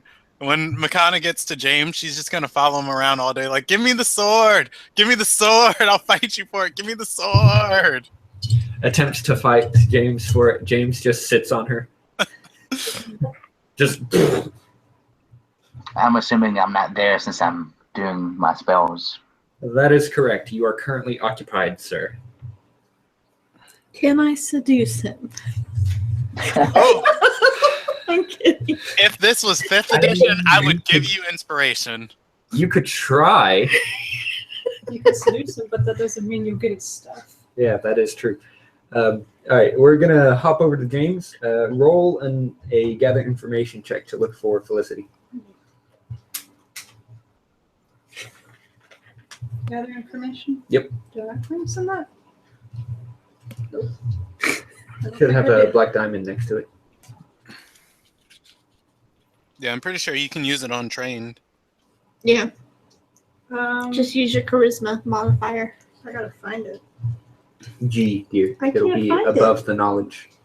Yeah, it is at the near the top of the sheet, right under forgery and right above handle animal. You got a 1. She got a 3. Okay. I learned nothing. You got nothing. On the other hand, in the marketplace, Do I you see seduce- Felicity. Oh, She waves at you as you walk away from the other merchant. I'm gonna run up to her. She hugs you as you run into her. Weird. Does Makana notice her? You do. What? Okay. He went to go look for James. Yeah, Makana would like notice her, but she'd still be beeline for James. Okay. I imagine it'd be incredibly easy to like find James because you're like, have you seen a centaur? Have you seen a centaur? Looking for a centaur. He's about this tall. Very tall. Can't- Half man.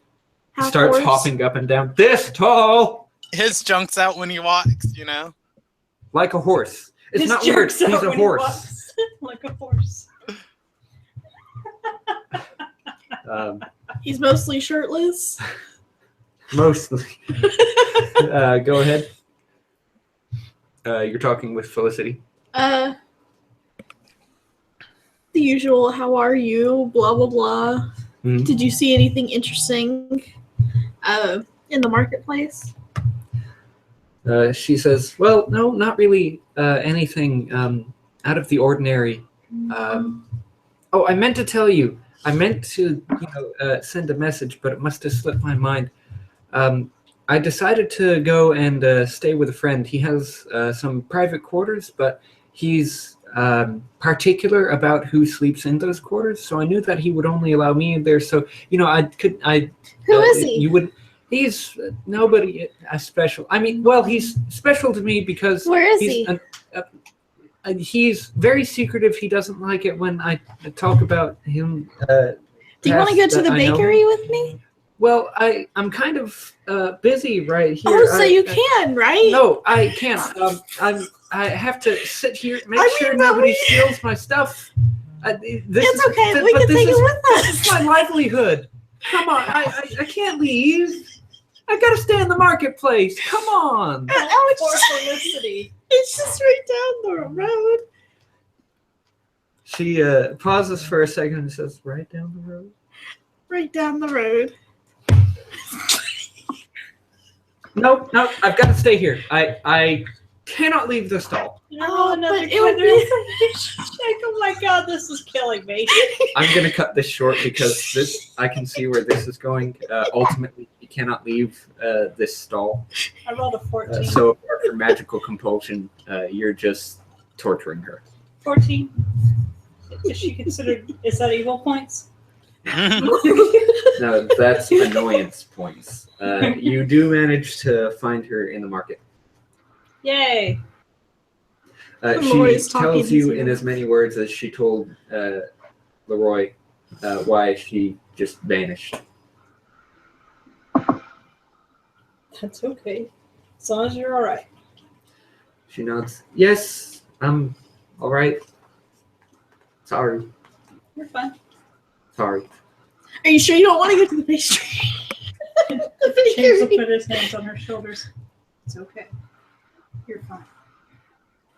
She nods. I assume Makana's there with him. Yeah. You caught up to James. Makana's gonna like poke James and say, "Hey, you remember that scimitar we got that nobody could use?" James looks down at her. What? The sword in the saddle sack. Which one? The adamantine scimitar. Oh. I think we should trade it. There's a good opportunity here to get its value worth and to get it off of our hands and to get some really useful stuff. Do you really think this is the best place to get rid of such a sword? Considering that this place is under a sort of crisis. What's the worst I could In the next few days, we'll solve the crisis. Who knows how long this merchant's going to be here, though? Ooh, so confident. Would that be a diplomacy check? For what? She just said. I don't think it's fair to have the diplomacy. Party members? Yeah. Yeah. Oh, okay. I normally lean against like trying to use skill checks against party members, unless I'm grappling you. Which Can I see your It's not all of it. The rest of it is like on the drive. Okay, so the scimitar would be on the drive? No, I'll put it on the back of one of these. Okay. The scimitar's on the drive too in the saddle sack document.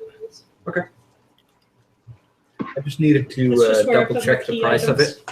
I think you said it was somewhere around 39,000. It's way more than that. Yeah, It's a +6 weapon. it's like I don't know, 100,000. Oh, we No. It's pretty close. could trade for all 3 items. Remember, when you're selling things, you're usually going to do so for half. Yeah. But it's still worth a lot. Yeah. Makana's gonna like tug on James's arm and say, "Come on, come on, come on."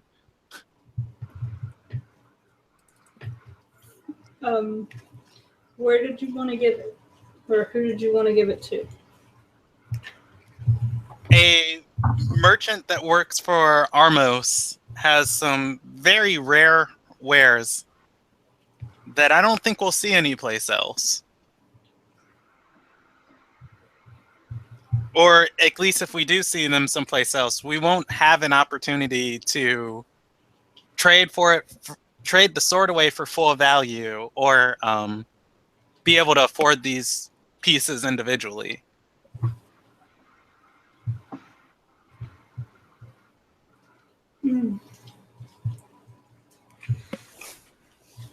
Well, very well. I'll come with you. You walk across the marketplace to the stall that's right across the marketplace. No? All of 30 seconds. Well, James didn't know where she was talking about. Okay. Yeah. If you're that attached to the sword too, I will forge you a new one in the future. I don't think James is that attached to it. He just wants to know who you're selling it to. Because, it's kind of a big deal on who gets it. That's okay. You just kill him later and get it back. No, I'm kidding. No, you can't. No, I can't. I'm kidding. I also don't I have... mean, Makana might. I'm kidding. I know, I'm just Ken has saying. no problems with doing so. Yeah. If we can get him infected with the out of character, we can get him infected with the slimy doom, and then he passes away. There you go. Steal all his stuff before his family can inherit it. Yeah, but Makana will lead him over to the stall. All right. It's a man who's kind of standing there, sort of half-heartedly trying to attract people over to his stall, even though it appears that nobody is looking for magical goods. Felicity is able to hawk some of her wares because she deals mostly in master-crafted equipment rather than outright magical stuff. Yeah. Makana's gonna gesture for James to show him the sword and say, This was a scimitar I was telling you about. Adamantine, icy burst, magical beyond comparison. The man's eyes go wide as he looks at the thing and says, "Can I... would it... He holds up a pearl and a glass of wine and says, "May I?" Who wants to identify? James knows. Makana wants to do sense motive. She kind of wants to look to him and see if he's like good or evil, or just like what's his natural outlook. What's the aura about him? Like how he holds himself. Sense motive would not tell you that. Okay. Is there any check for like reading that type of body language? It won't tell you alignment, but sense motive is what you would use to read body language. Is Makana holding the sword now? I don't think she's holding it. I think she gestured for you to give it to him. Oh, James wanted to give it to him. He just shows him. Can he ask the? Because I'm afraid if he finds out there's unholy on it, he might not buy it. Can he ask the man if he can contact Armos? Haven't you already left for the bakery? No. Yeah, you can. Because I do have direct line of contact with Armos, but business first. No. You can contact Armos, or there won't be any business. Makana's gonna like cut off Leroy and say, the weapon as you see it is already worth a trade. So promise us that, and then after your inspection, we can talk about more or an appropriate value. He cuts you off and says, "Trust me, I'm very much interested in this item already. But I would just like to confirm something, if it is all right with you. After all, it is your property." Makana looks up at James and says, "I'm fine with it."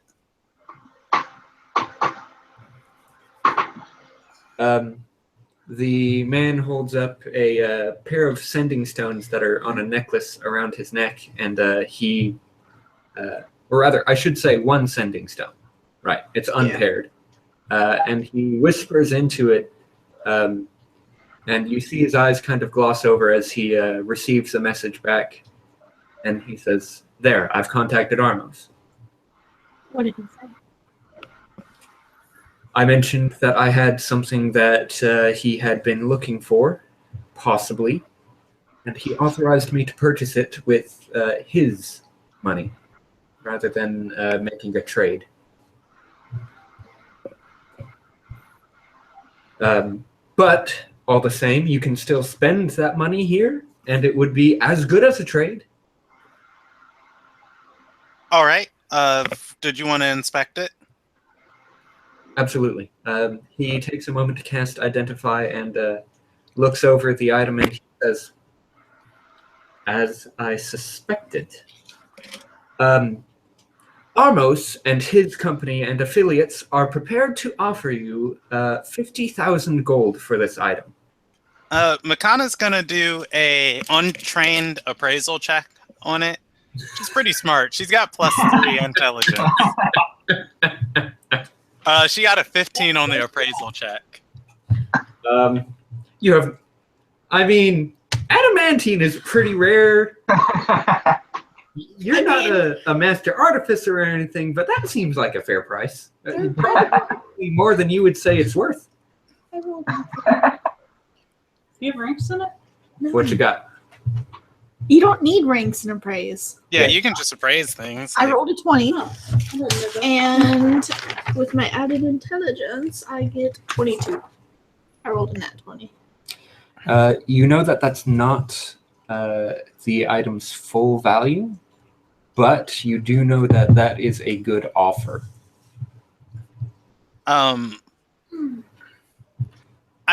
I feel like Makana would be willing to take the offer, but she'd be really stubborn about it. Leroy's gonna pop in, and he's just gonna nudge McCon. He's just gonna be like, "Can't you let me do something for once?" I feel like she's gonna say, I say we take the gold and force him to throw in an additional item. The headband of intellect +4. Periap of wisdom +4. Get out of here. Do you know what the headband of intellect could do for me? You're already at 20 intelligence, good sir. We'll make the That big- one of us sitting at 16 on our score. Get that. He's gonna sigh, and he's gonna say, "Can you tell Armos through the sending stone that he'll say her name, whatever her fucking name was." Yeah, is fine. Healthy. The man gives you a confused look and says, "Oh, okay. I assume he'll know what that means." Yes.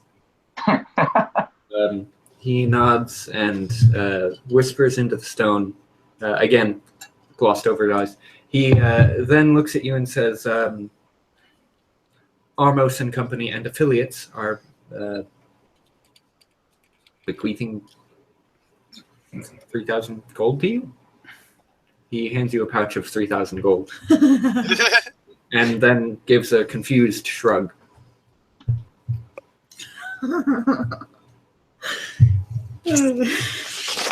All right then. I'm pleased. You should make that trade.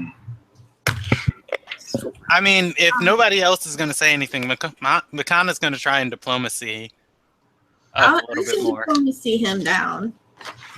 Or No, yeah, she's going to try and diplomacy up. Yeah, that's what I'm saying. 1,000 instead of 50,000. Yeah. Can I diplomacy to see if we can get more?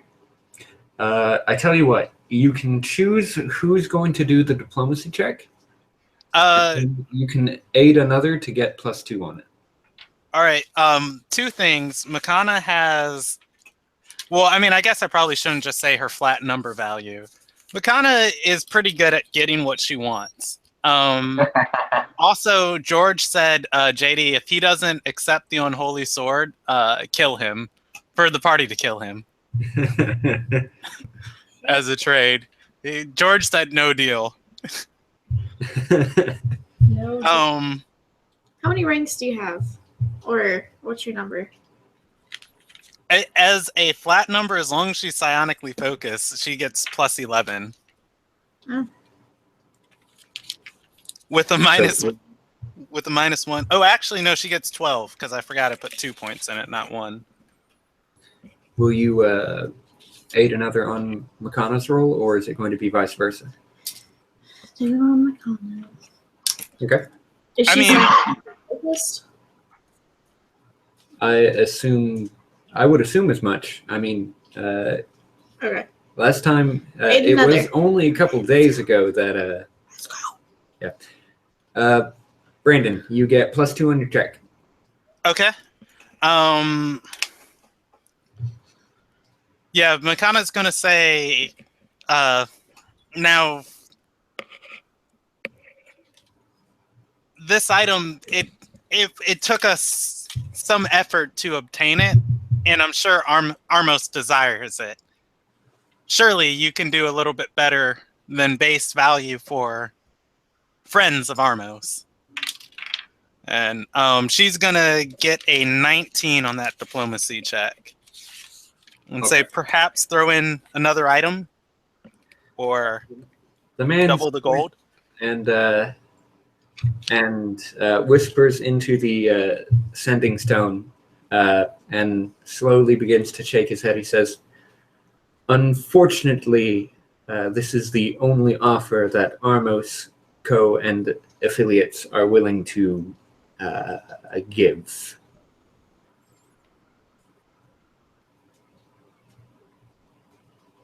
What's up? I'm actually reading my score, JD. I miscalculated my score. Something Okay. less than 50,000 I get a +2 for having at the most. ranks in sense motive for having no, I don't have 5 ranks in sense motive. Never mind. I'm sorry about that. Yeah, it is going to be at 12. Okay. So no change then? Yeah, no change. I was I had +2 miscellaneous written down, and I'm looking where that comes from. What's up? How much can you get with 50,000? Can you buy the 3 items? Is what I'm basically Yes. asking. Okay. Brandon's being greedy. Oh, okay. Well, let's just sell it for 50,000 and get all 3 items. Sorry, Makana's being greedy.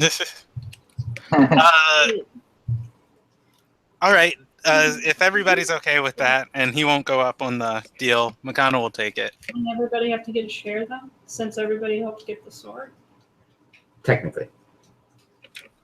But also, you 3 are the only ones here. So it would be up to you to determine that. Oh, Cam's all about fairness. It keeps from getting all fighty within the party. Okay. How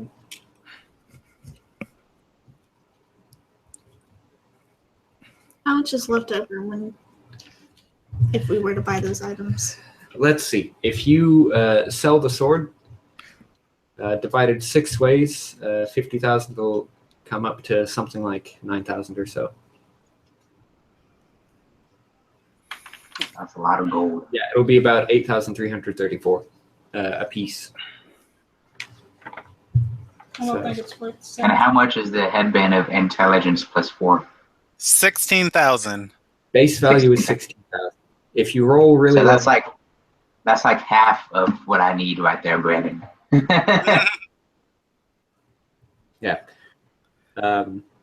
and Don says James would enforce fairness and mentioned that he thinks it should be split evenly. Makana will debate with James and say, yes, it should be split evenly after we buy my Periapt.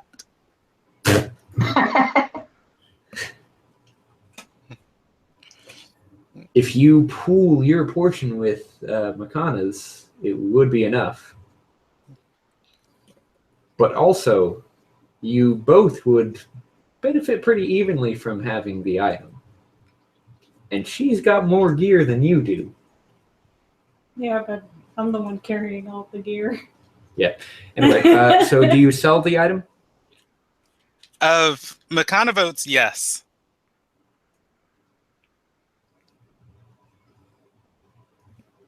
Do I get the cloak of charisma? Afford it afterward. How hard is James pushing for divide and get evenly? I would say pretty hard. Hard enough that he sweats? No, he doesn't sweat on these types of issues. Okay. All right. Makana's going to she'll like pat James on the side and say, if we buy my Periapt with the money, I will give you the one I'm currently wearing, which is illustrious on its own. What? She has a +2 that she will give you. What is it? Like Periapt of Wisdom +2. Yeah. It would increase your AC by 1, but that's pretty much all it would do for you. Oh, it doesn't. Oh, well, yeah. I guess monks don't force saves this edition. They do, but only with Stunning Fist, which Dawn didn't take because she took Improved Grapple instead. I'm gonna get a cloak of quills. Does this guy have a cloak of coils Quills? or quills? No, he does not. Okay. One. It does damage whenever I grapple. You'll find it in the forest with elves. Okay. I don't have anything against elves. Oh, I don't think So, they have anything against me. Makana. Here we go. Makana will say on the spot. She'll say, if we trade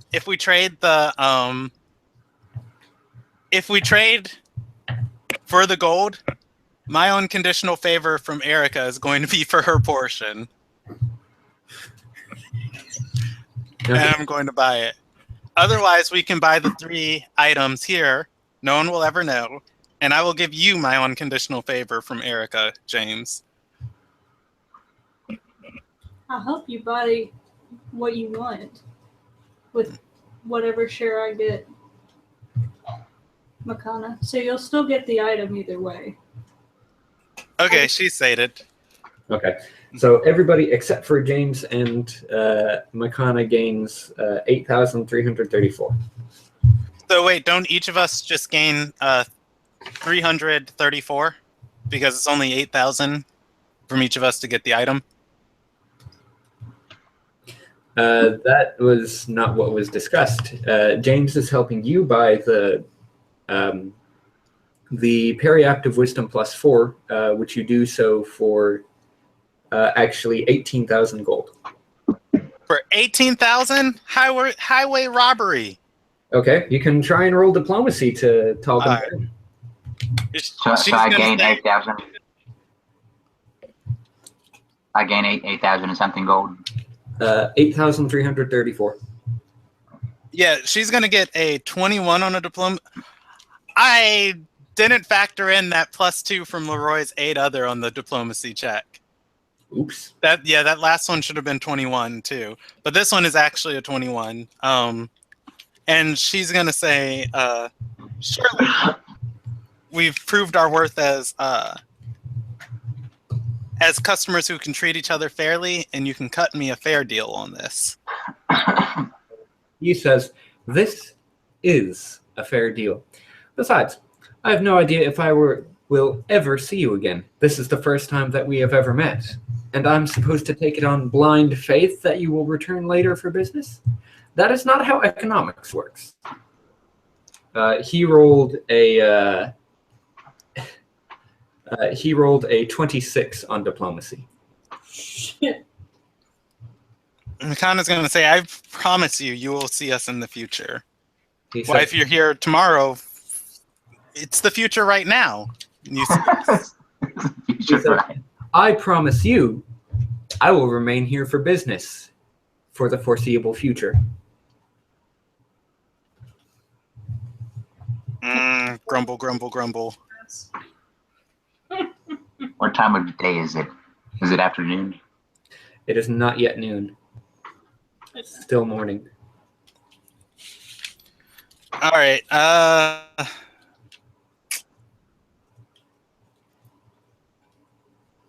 Yeah, Makana will offer up the rest of the money. Okay, so you pay 18,000 for the periaptive wisdom. Yeah. Okay. Congratulations. You have a periaptive wisdom +4. Hmm. All right. Yeah. Do you have enough to attempt to purchase the cloak? Is Makana gonna give James the periaptive wisdom +2, or is she gonna keep it and sell it for later? She'll give it to James. Aw, thank you. Rather ceremoniously. She'll like hand it off and say, "This thing's been good to me. It's helped slay many a foe, and I hope it helps you do the same." It won't make me have helmet hair, will it? It's a necklace, isn't it? I thought a periapt was something that went on your head. Mm-mm. Oh. It's a necklace. It's a kind of necklace that has is a very large chain. It typically hangs as low as mid chest. Am I hanging a little higher up, James? A little bit. Most magic items are able to make slight adjustments to fit the new wearer, however. So you can slip it on with no problem. Okay. I can keep the silver chain that's around my neck. It's not magical or anything, right? Right. Okay. Thank you. You can wear any number of mundane items in the same slots as a magical item would. It's just you can't gain the benefit of 2 magical items in the same slot. And with the exception, of course, of rings and boots.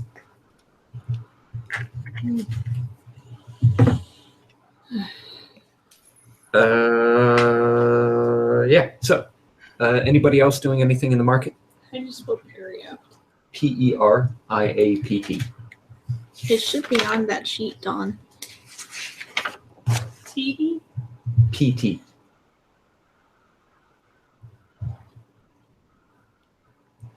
I'd like to go to the bakery. Okay. Let's see. I think that's pretty much. James will go back to Felicity. Felicity. Okay. Because he said he would do that. All right. Is there anything specific that you're wanting to do with her, or? If she wanted to go eat at the baker's with the Roy, he could watch her stand for. She declines. All right. No. You go to the bakery. I do. Hey! All right, when you get to the bakery, you notice that there are a few more people inside the bakery today. And the baker's apprentice appears to be running around madly taking orders and delivering food and drinks to the assorted tables.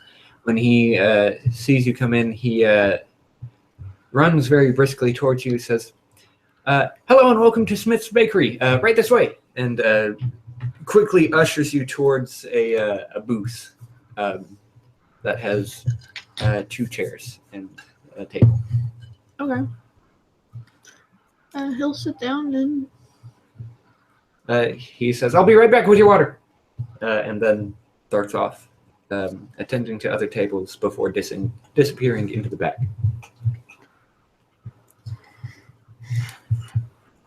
can he look around to see if there's the baker? Like, can he see him through any windows in the kitchen? The apprentice quickly returns and places a mug of water in front of you on the table and says, I will be right back to take your order, and dashes off and starts serving the other tables. Okay. Do you wait for him to come back? Yeah. Okay. You wait a minute. Then you wait 5 minutes. The boy is rushing between tables, ping-ponging almost, and then running to the back periodically. Can I sneak to, when he is out at the tables or whatever, can I sneak to the kitchens? Move silently. Roll it. It's worth noting, there's a fair amount of ambience in here. And the whole place is it sort of has this low drone of background 23. conversation. 23. You managed to slip into the back without anybody noticing you. Once in the back, you see that the ovens are all roaring full blast, but the baker doesn't appear to be here in the kitchen portion of it. Okay, I'm gonna try to. If he's not in the kitchen portion, can I sneak up, like, while he's still running around to try to go upstairs?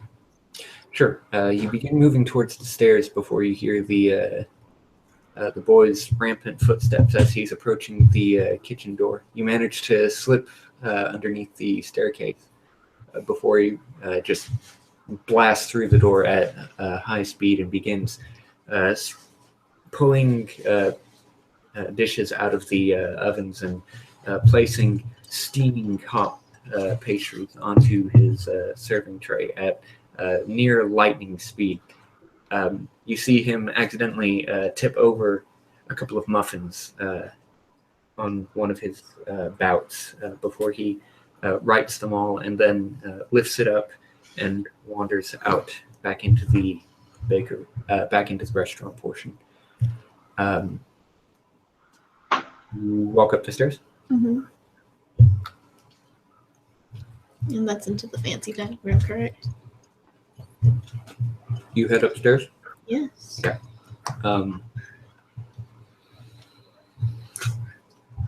As with last time that you came in, there is the private eating section. There's a large table, fancy chairs, the whole shebang. There's a chandelier. It's unlit. There's Beyond that room. cloths that reach the floor. So is there anybody in that room? There's not. It's not a very table. You get head. I could do that.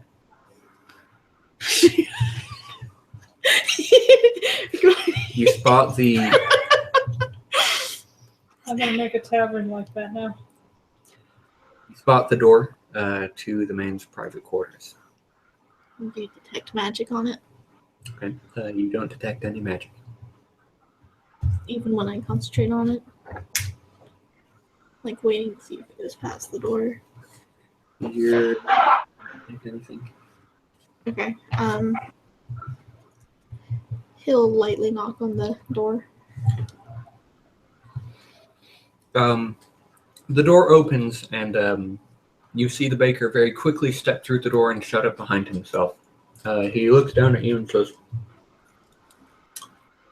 "What a pleasant surprise." I was not masturbating.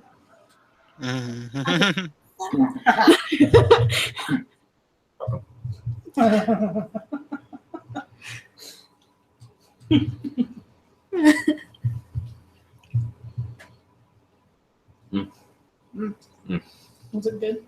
Yeah. Yeah. Very good. That's what the baker says. Very good. Continues to hum to himself. Yeah, that's because Lori's there. Oh, fuck. He says, "And what will I do for my wonderfully wandering customer here?" Well, I was just wondering how you were doing. Just giving you another visit. Okay. See how you're doing. Business seems to be booming down there. I went down there. I'll shut up. He, thank you, Don. He says, "Business is practically preposterous below. I quite find myself unable to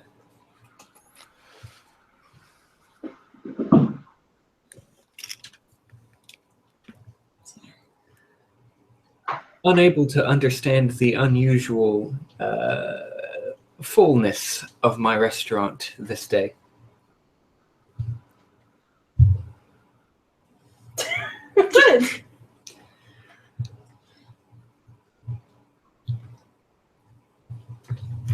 Is it so unusual? Shouldn't it be considered a blessing? Blessing, there's a word for it. It is quite fortunate, for I do favor funds flowing in into the folds of my pocket. But they are not present at this moment. What can I do for you? Can I seduce him?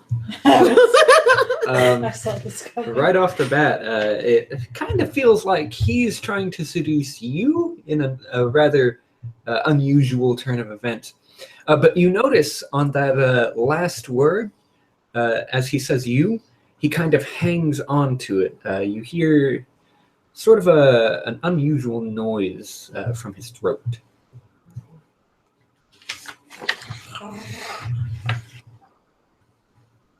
What kind of check would I have to make? To what? I already rolled listen for you. You made the check, and that's why I included that last detail. So I want it. Okay. Anyway, he'll smile charmingly at him and. What are you doing? What? I'm not rolling a die. What are you He's doing? not jerking off. What are you Nothing. I lied.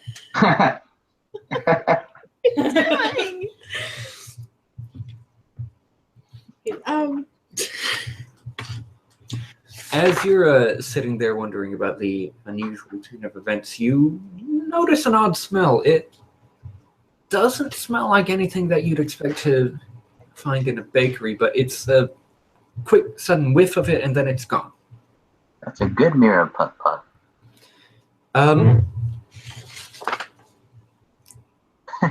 It reminded you of, actually, make an intelligence check. It was JD's armpit. 16. 16? Kind of reminded you of the smell of a smell that you encountered while you were walking through the swamps of Erythal. Kind of like some sort of it's sickening a little bit. It threatens to turn your stomach a moment before the smell vanishes entirely.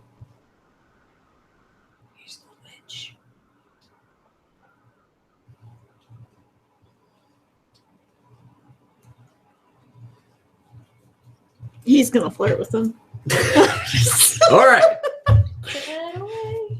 Sit that away. That's the only way he knows how to, like, figure out what to do. Anyway, yeah, he's gonna. Approach dangerous situations What was the last thing he said? How can I? What can I do for you? with a purr in his throat. Well, we could, What? for that back bedroom you have there, He looks behind particularly the himself bed. and says, properly promiscuous. But I think not now. After all, I have a business to get back to. Oh, but your apprentice is holding the floor quite well. He says, apprentices. What is Almost another? acceptable. What is another 10 minutes? Not different. 10 minutes. 10 minutes. I mean, you've already been gone this long. What's another 10 minutes? Come into his clutches. Total destruction by my math. I must get back down to the bakery. If you would follow me, perhaps there can be some fraternizing in the future. He'll raise his eyebrows and As he says this, he steps away from the door and begins leading back towards the staircase. makes a run for the door. Roll a will save. Oh, shit. Wesley in the chat said whatever it was chloroform.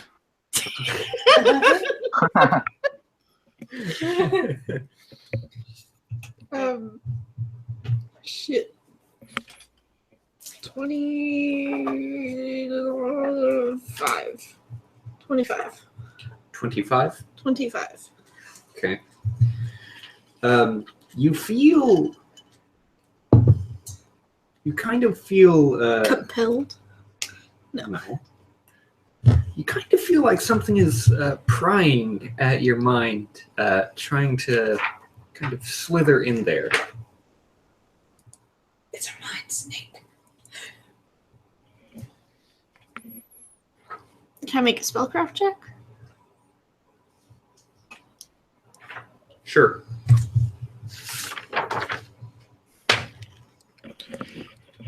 Leroy gets 8,300 gold, dies with it. So mad. 10. You've had the same. Actually, now that you've made that spellcraft check, make a will save versus amnesia. This DC is 23. No, I got that. You got it? Yeah. Okay. Damn. You kind of remember this back in Hefereth, sometimes at parties. Usually from people that you were told by someone, you can't remember who, Hey, to watch out for, to be wary of. It's a rapist. DC is reset to 25. Because I said that? No. Okay. Yes. That's how this amnesia mechanic works. The DC resets to 25. Every failure, it decreases by 1. Okay. Okay.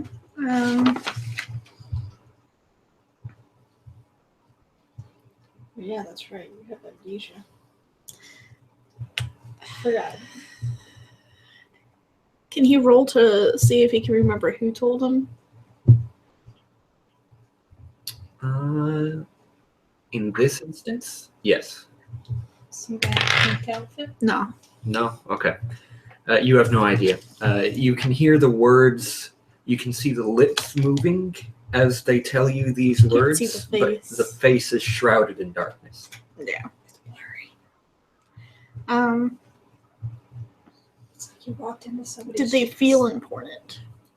Incredibly. They felt as if they were the world to you. Damn.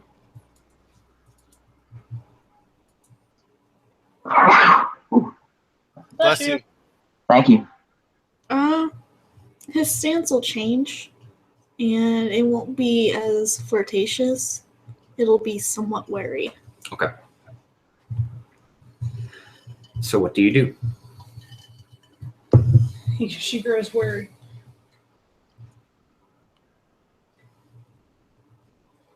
He'll look back at the door, the bedroom or whatever, Mhm. and then if the man is still beckoning, he'll slowly follow him. Okay. The man leads you downstairs, and he begins to walk over to one of the ovens, peers inside of it, and says, "These are almost done. Quite a treat." And then he pushes you in. I am pretty delicious. That I've means you been don't told. Well, if you ask the sellsword lords, yes. Gross. The apprentice wanders in and says, "Oh, master, I didn't know you were here. Anyway, it is packed out there. Something's happened and the floodgates have burst. We are all but swamped. I've been doing my best to take care of it. Swamped. No, continue. And I think everything is under control for the time being." He notices you here and says, "Oh, I didn't know you were doing another tour. In either case, if possible, could I leave things to you while I get something in my belly? I haven't eaten since I got here." The baker says, "A wonderful worker you are. Yes, go ahead. Go take a break to eat something. In fact, you've done such a good job today. I must confess, I was feeling a little bit ill, but I have since recovered. I have an impeccable immunity to illness, you see. But all the same, yes, go ahead. In fact, here's today's wages." He drops a couple of gold coins into the boy's hands. You can tell from the boy's expression that this is a lot more than a day's wages. But the boy doesn't even say anything else. He just books it for the back entrance, and slips out into the day. The baker turns to you and says, "Now, where were we?" Leroy is hella suspicious. This is not the same person he met yesterday. At all. I recall you about What this. makes you say that? Because one, he's flirting. He's not oblivious. Wait, is that sarcasm?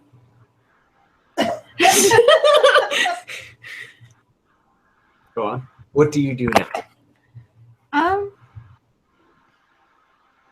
He's probably just gonna lean against the wall and. You're in the kitchen. The walls are ovens. I would not recommend that. There's more than just The the ovens are staircase. okay. You lean against the staircase. The wall. Yeah. The wall Okay. staircase.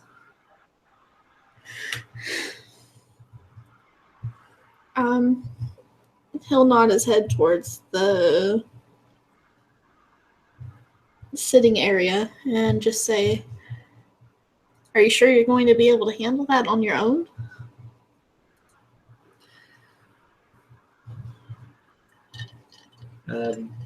He walks over to the door. It's got a window in it at above you, what would be eye level for you. He's gonna try to avoid being touched by this guy. The baker wanders over to the door, looks out into the restaurant portion, and says, "Fuller than I had fathomed." He wanders back over to you and says, "I have no doubt that this demand of my ability is well within my doing." What do you mean? I simply mean it shall not stress me doing this this work on my own. But tell me, he begins to approach you as he speaks.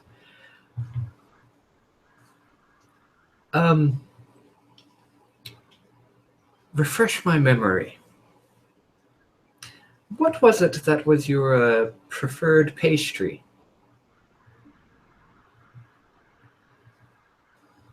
The mulberry. Mulberry. He begins to walk between the ovens, scanning the pastries inside, repeating mulberry, mulberry to himself as he goes. After a couple of moments, he turns to you and says, I'm afraid I haven't any mulberries this day. No pastries, and if memory serves, none in supply. Is there anything else that I could get you, guest? Mm-hmm. What is it that you have as a special today? He glances around the ovens for a moment before walking towards the door. There's a small piece of paper that you hadn't noticed before hanging up next to the door. There's a nail through this piece of paper. He removes it from the wall, begins walking down the aisle of ovens. And it's just now hitting you how hot this room is. It's easily 10 degrees warmer than the other rooms in here. His lips move silently as he reads this this piece of paper, and he turns it over and says, "This isn't right. This is an old memo. I need the new memo." He glances around the room, having approached. He's 15 feet from you now. But he begins looking through the supply room, turning things over and palming them before he turns back to you. Make another will save.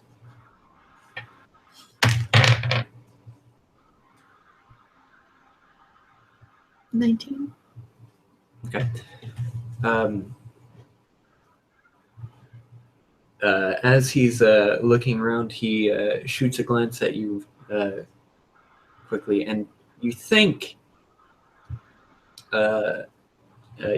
you see the light kind of glint off of his pupils and irises for a moment, but looking further at it, you're not sure if that was just a trick of the light or if you're imagining things. In your heightened state of wariness, you're not 100% sure about that. What you thinking? Does he look away? He does. He continues searching around in the supplies. He's gonna.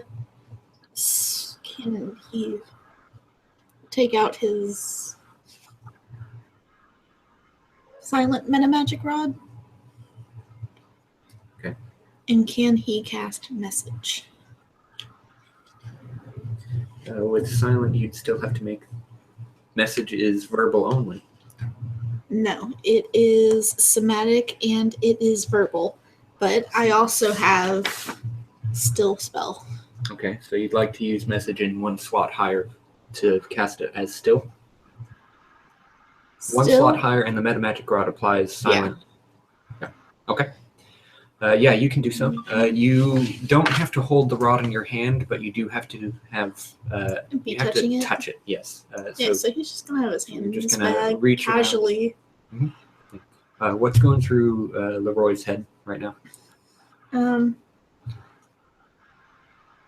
He's going to send a message to Makana and say, Makana, I really need you in the bakery right now.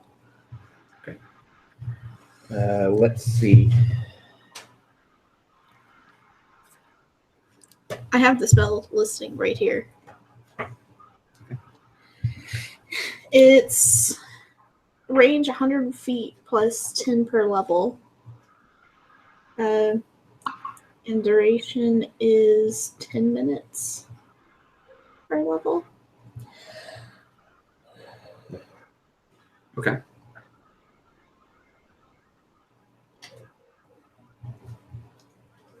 He'll have his head down when he says the words or whatever. She'll burn the place down. Oh no. Okay. He'll try to keep his face down so his lips can't be red. As you utter this message, the baker turns to you and says, "I'm sorry. I am a bit scatterbrained at the moment, but if you would like." You never did tell me what's your special today. Special. Yes. He pauses for a moment before he says,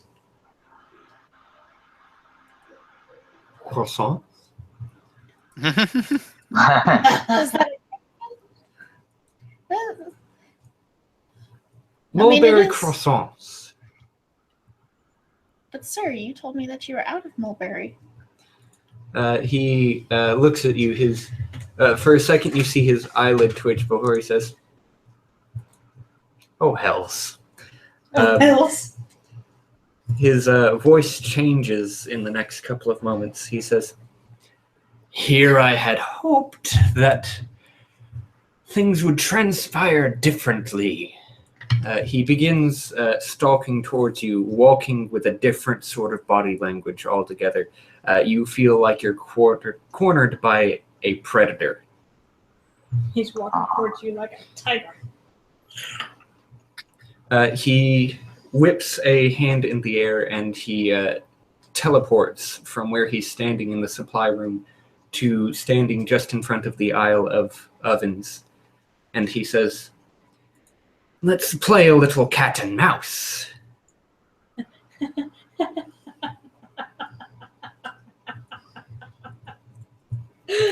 I'm sorry. Oh, snap. It's like I'm in her roleplay. Did Makana get the message? Yes, you got the message. Okay. It's worth stating. She's headed there like immediately. All right, we're going to take Leah's going to wander off to the bathroom real quick. Was James near Makana? Or was Makana near James still? Or did she wander off? For intents and purposes, the marketplace is not that far from the bakery at all, as evidenced by the 100 feet. The message can take a straight line of travel to Makana. So 180 feet is just within range of the marketplace. Yeah, but that's not what I asked. Yeah, Makana hears the message because she would have still been in the marketplace. But she wasn't near James? Near enough. Brandon, what does Makana do? Once she hears the message, she kind of has a big sister attitude towards Leroy, and I think whatever she was doing, her head will like snap in that direction, and We'll assume that you were gloating about selling the sword and acquiring the Periapt. Yeah, and she'll just head like straight there and say, "I think Leroy needs me." Okay. Well, you wander off. If James heard her say that, he's gonna follow. Okay. So James and Makana are on the way. Meanwhile, back in the bakery. Yeah. So you've got this baker doing this number at you as he slowly walks towards you.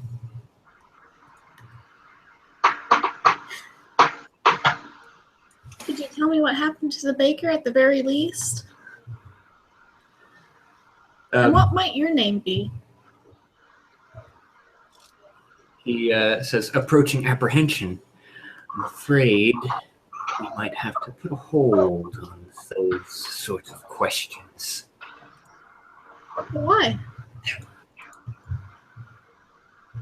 I mean, such a great person such as yourself, you must go by something grand.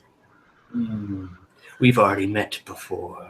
Have You may we? not recall, but you may call me Bandasura. His form shifts and he grows a couple of inches. You hear a sort of, you're not sure how else to describe it other than calling it a sort of stretching sound. But he continues to approach you, and you notice that his fingers are kind of acting a little bit strangely. Like they're flexing far past where a human's fingers would be able to.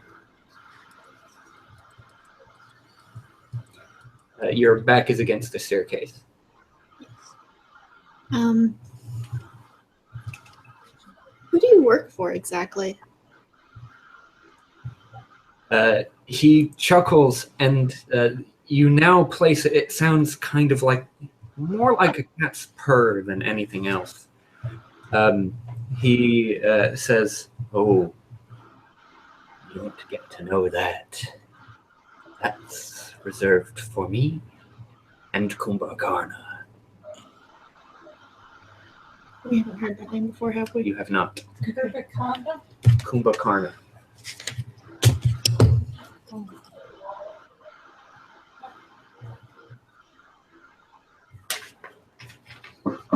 Hey, you don't have that knowledge. I know. I'm just putting it down for myself.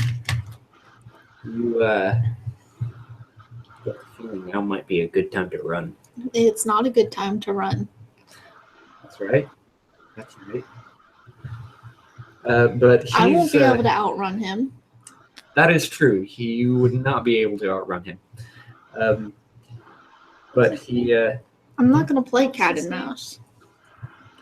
you are not. But It's not a bad idea, though. Yeah. Normally, oh, sorry. Go ahead.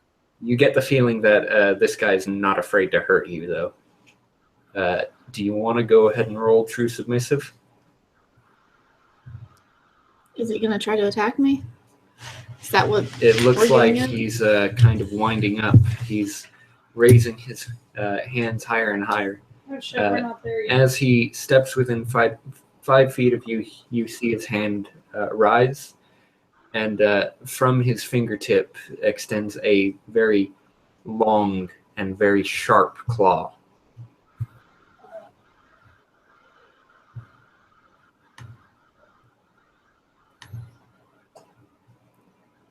Let me very quickly pull his will save.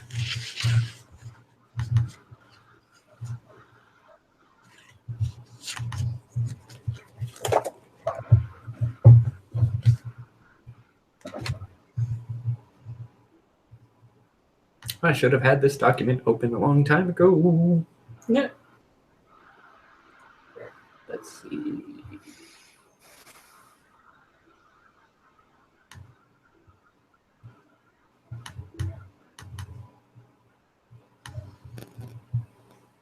There we are.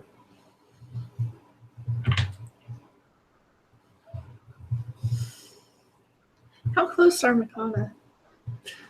Makana has just now reached his bakery.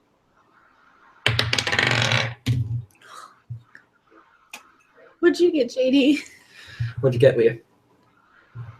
JD. 23. 23? 23. Okay. He falters for a second and says,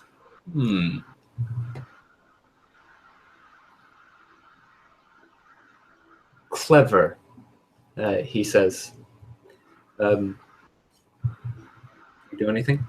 No, That's all he says. Okay. because if I do anything, it breaks it. Besides a 5-foot adjustment.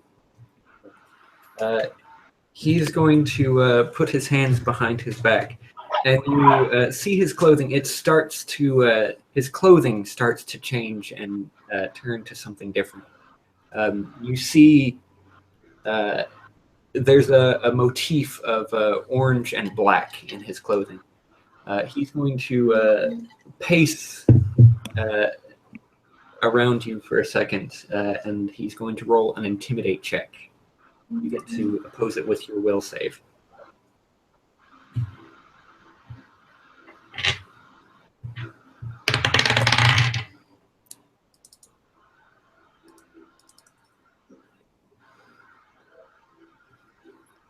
Well, Yeah. He suddenly turns and goes, "Ah!" mean. You jump like that. Your next save has -2, and he goes to strike you again. Roll another will save. You can't strike me again in the same setting. In the same setting. Yes. Are we there yet? You manage to burst through the door. You hear him go, "Ah!" James, So we burst through the back of the bakery. Yeah. Is he in cat form? He is not. He's still dressed as the baker, but his clothes have shifted, and you get this unnerved feeling from his hands. Like it looks weird looking at his hands. Makana's just gonna ask, she's gonna look at Leroy. What's Leroy look like right now? Kind of just balled up in the corner, going. oh, He turns to look at you and says, "Ah!" And begins casting a spell. Yeah, Makana's gonna say, I knew something was off about this bakery. You guys can roll spellcraft. should we roll initiative? Ooh. Ooh. I Ooh, rolled the hell out of that. 13. 21. I did not. You recognize the spell Dimension Door.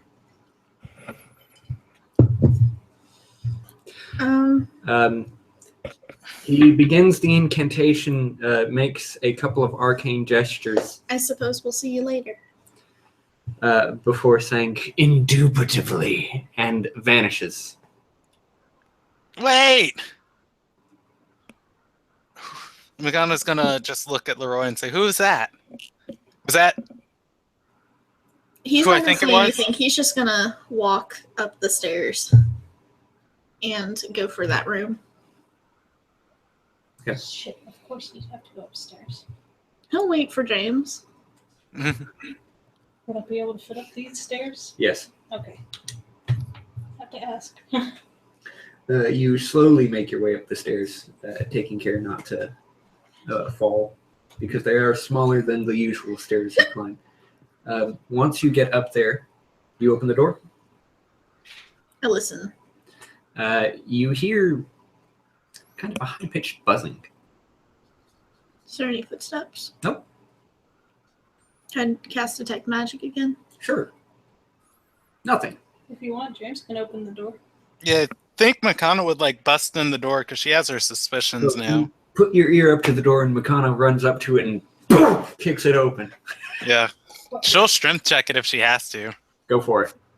That's hilarious. Break it down. Yeah, that's not going to be that good of a strength check. She probably should have did sonic damage. It's 2. She runs up to the door, kicks at it, but doesn't kick it properly. Kicks it in the center, closer to the hinges than to the latch, and then pauses there for a moment, her foot on the door going... Hey, it wasn't a critical failure. Why you just open the door and while her foot's there? Brandon, have you ever kicked a door? Yes. Have you ever kicked a door improperly? No. Yes. Okay, there we go. It hurts. Mhm. You open the door. You see there, laying next to the bed is and waves of this horrible decaying smell just hit you in the face. It's almost enough to make you gag.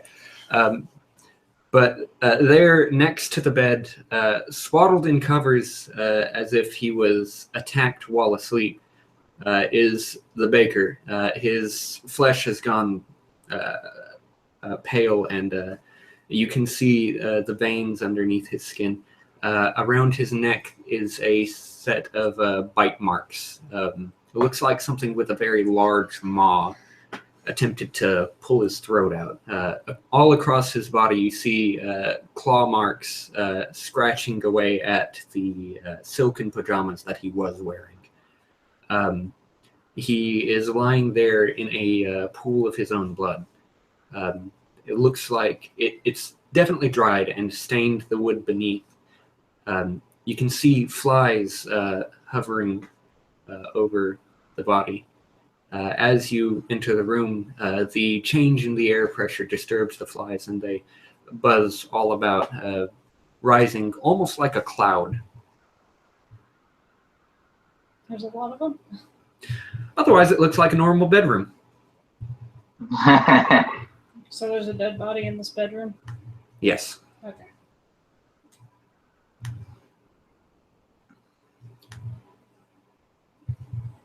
Roy's gonna stare at the body and just like stand not close to the flies, but enough to be in full view of the actual body, and he'll be mournful.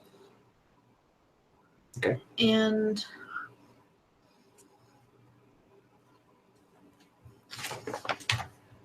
does it look like it's diseased at all? Certainly not by slimy dew. This guy definitely died to blood loss and multiple puncture wounds. Okay. Yeah, he's not gonna do anything at that second. If James or Makana want to say something. What you got, Makana?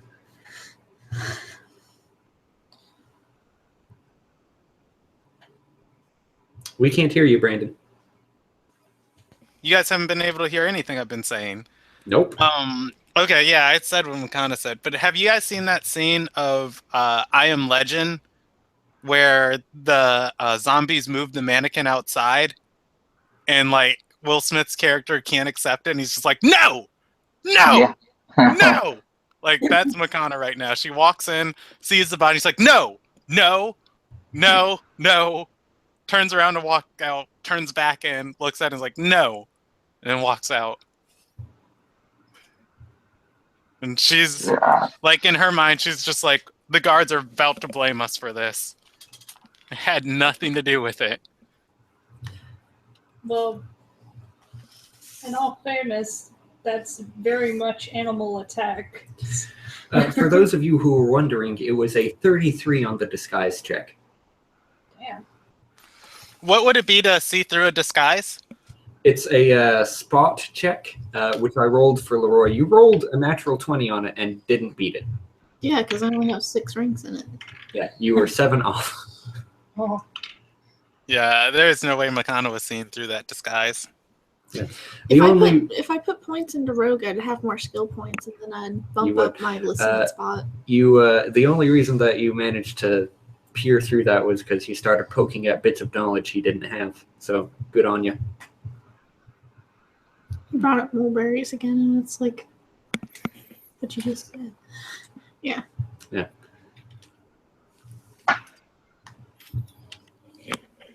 Incredibly powerful spellcaster. Not great at becoming other people.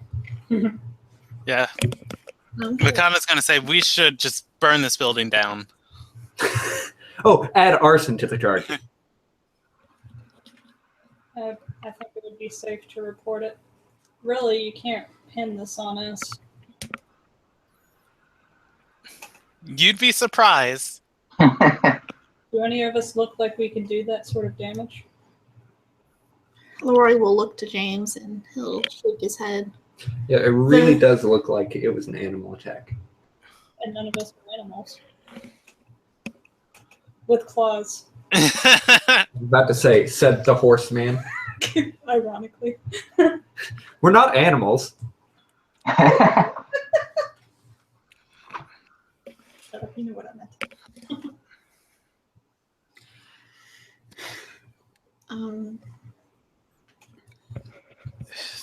3 days, 3 infractions. Can you do a spot check to see if there's anything that... I'll do a detect magic check again. Okay. Around the whole entire room. You got nothing.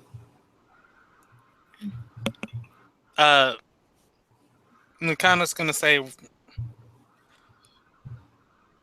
Did you see, or did you know the spell he was casting?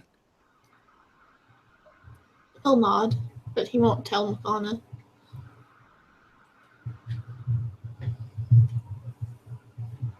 Do you know where he went?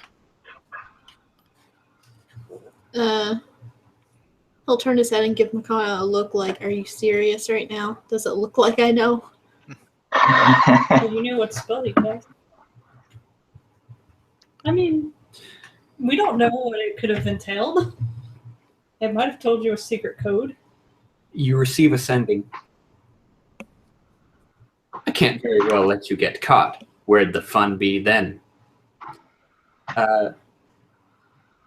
What? And you hear someone shout, "Out the window!" You look out the window. Makana will. Looking out the window, you see the Rakshasa sitting on one of the nearby rooftops going, She's gonna break the window.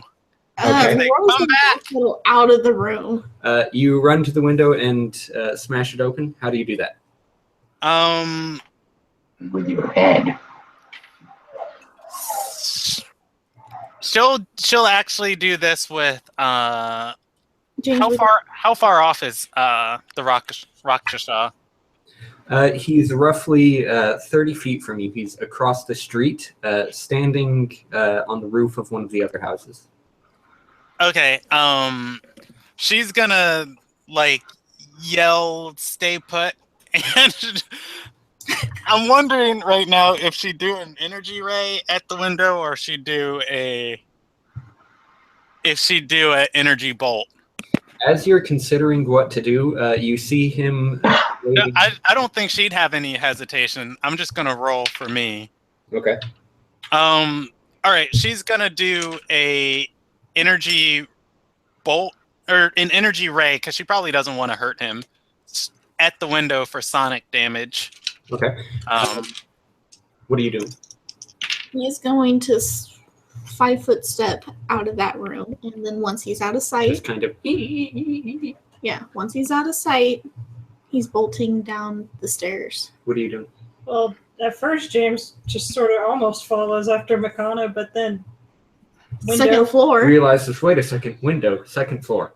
window, I am a second horse. floor. I am a horse. I am horse. Okay, so you use energy ray at the window? Yes. It's going to be 6 points of sonic damage, ignoring hardness. The window bursts open and you hear Bandasura finishing an incantation. Make a reflex save. Oh boy. Fireballed your ass. She fails it. About to die. You take. Is supposed to do that? Yeah, none of you are standing near the window Only Makana. or behind Makana. I have some bad news for you, Brandon. He just ate a fireball. No, Bandasura does not use fireball. He feels it's uncouth. You just got hit with a maximized lightning bolt. Oh. You're gonna be fried. You take 60 points of lightning damage. You did. Not today. You She have is actually alive. 10 hit points. 2 hit points left. Yes. The lightning bolt scorches the sides of the window as it comes through. It careens through the room, ripping up the floor as it passes by. The bed catches on fire from the intensity of this thing. It blasts into the wall on the other side of the room and keeps going, just making this hole throughout the structure. Does it go hole through Makana? Like the hole through Makana. No. Makana is electrocuted. She starts jittering. As you recover from the bolt, you notice that your muscles are involuntarily spasming as the electricity finishes running its course through your body. Would you like to roll for initiative, or would you like to run? I feel like she's angry. We would be in this grid.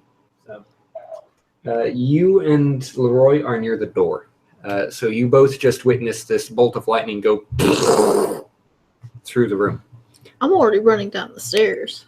Yeah, you're just like, oh, running. well, then why'd you ask what was James doing when I said he was going to run towards Makana, towards the window if Makana jumped out it? She didn't jump out it. Well, I'm She was going to. She's standing at the window, sort of like just next to it. I mean, you can take 60 points of lightning damage if you want to have been behind Makana. I was just. Oh yeah. Well, I mean, James probably has much better reflex save than Makana does. Yeah, I do, but still. Anyway,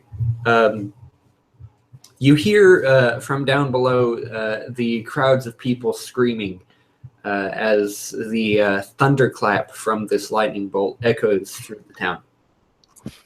James would. After okay. the thunderbolt goes through, he would go over to Makana if he could. Okay. Yeah, she's gonna cast a spell at Brody. Okay. She's gonna cast a 4th level construct behind him on the rooftop, and it's gonna come with improved grav and let's go with muscle. Okay. Power attack. It's not gonna deal any damage to him. Okay. It attempts to grab him. Yeah. So it makes a unarmed touch attack Okay. at him to start the grapple. Is that how this works? If it's got improved grab, does that trigger off of attacks, or is that just functioning like improved grapple? The construct must hit with a slam attack. Yeah. Yes. So make a slam attack. Oh, whew. Oh, Lord, have mercy. It's going to be a 29. That'll hit. Barely. All right. Oh. And it does not have improved slam attack, so it's only going to be 3. You want to average the damage? Yeah. 1 3 plus 10. Okay, so yeah, 13, 13. which Okay. doesn't beat his damage reduction probably. Yeah, he kind of takes the construct, runs forward, punches him in the shoulder, and he doesn't even flinch. He just stands there, looks at the construct. Ha! Neat. All right. And so a grapple check would be next, or? Yep, it goes into the make a melee touch attack. Okay. And it's just going to be the same bonus for it. Oof, 14. That does not hit his touch AC. He dodges out of the way as the construct makes a grab for him. Then he turns around and says, "Tenacious. Terrifically tenacious." Yeah, Makana's going to use the rest of her movement to get away from the window and like duck down in the room, and she's probably going to drink a potion or something. Okay. Are you still looking through the window, or do you follow? Yeah, she'll actually probably get well into cover inside the building because the construct, she doesn't need to see what the construct's attacking. Yeah, I can. Just pick up Magana. That's and what go I was going to do, but Makana's doing all this shit. Okay. So Makana just ducks for cover? Yes. Okay. You hear him laughing, and he says, "Hiding is not fun." Blasting me when I wanted to just talk to you is not fun either. You hear him casting another spell, and you hear a metallic noise, like somebody tapping metal. You hear another lightning bolt go off, this time accompanied by the shattering of glass and screams from below. you hear a lightning bolt ripping through the first floor of the bakery. Then you hear something crystalline coming into existence, and a burst of cold air hits you as you hear yet more screams from the streets below. You now hear the shouting of what is probably town guards. You hear somebody shout, "Town guard, halt!" Could I have been outside by now? Like around the. You make it into the first floor of the bakery when the lightning bolt rips through the front of the store, tearing apart the front window and colliding into a table where a couple of people are eating. Both of those people are hit by the blast full on. And die. Probably. Yeah, no, Well, if it's not maximized, there's a chance they could live. They're commoners. There. Don't they have like 11 HP? Commoners have a D6 hit die. Oh, okay, never mind. The lowest level Yeah. human monsters in the Monster Manual in 5th edition have like 11. This is 3.5. They've Yeah. got 5. Rip commoners. The back door and go around the corner. Okay. So But right before you slip out of the room, after the lightning bolt goes through, you see a small sort of blue-white sphere collide into the ground in front of the store. And it explodes outward in a blast of snow and ice as it suddenly coats the street in snow and ice. You start heading towards the back door. I mean, they're right next to each other, aren't they? That's how it was. Anyway, yeah, he'll go towards the back door. The back door opens up into an alleyway. You are now in that alley. What is James doing this round? Sorry, Makana, you're up. No, it's your turn. James hasn't You're gone right. for like James, 3, you're up. 4 turns. Well, I don't know. Everything happened too fast. Just pick up McConnell I mean, and run yeah. out. If you pick up Makana and start running, she's not going to be opposed to it. Yeah, that's what he's gonna do. You said you drank a potion, right, Brandon? Yes, and she'll have the construct try and grapple Brody again. Okay. How much She just health did keeps you telling recover from the potion? Hey, this is where it helps to have a cure serious wounds. Let me look at how much HP that is. Cure Serious is 3d8 plus 5. All right, I am rolling that as we speak. I just need one more Can you D8. pick up Makana and start bleeding? Yeah. Okay. You get to the ovens as Leroy is making his way to the back entrance. 20 HP. Okay. You said +5, not +8, right? More or less. I mean, you've got 60 feet of movement. That's almost through. Isn't that triple your movement? I thought the stairs would slow him down, or the rough terrain.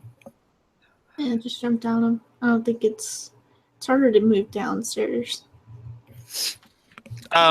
You said +5, not +8, right, JD? Correct. Okay. Oh, no. All right. So now all three of you are standing in the alleyway.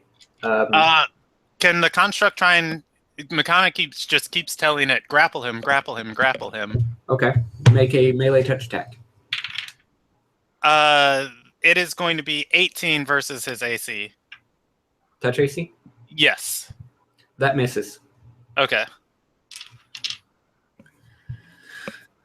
Alrighty. How many hit points do those things have again? If we're taking the average, this one has 47. You see a couple of guards from the alleyway. They're now firing their bows up into the air.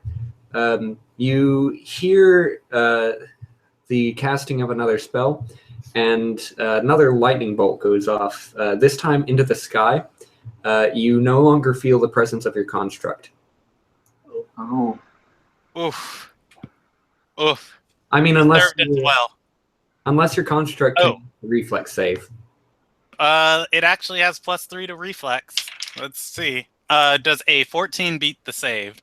The DC is 22. Oh. Does a 14 beat? No, I'm kidding. He's dead. Oh.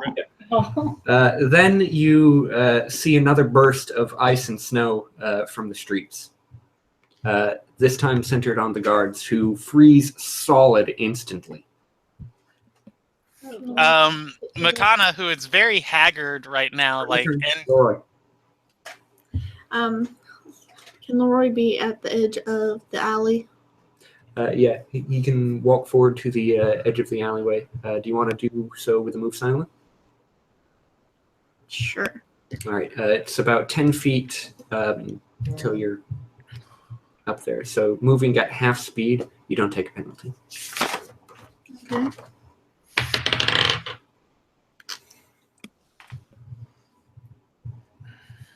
$12. Okay. Oh, he listened the hell out of it. He got a natural 20. Even above the ruckus and the cacophony of the streets below, Bandasora looks immediately at you when you peek out from the alleyway, and he says, "Hello!"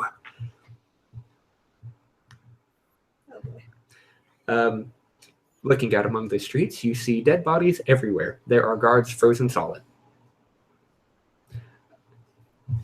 Oh snap! This is near the marketplace. This is near the marketplace. how close is Felicity? Does Makana see him in front of Leroy? It is James's turn.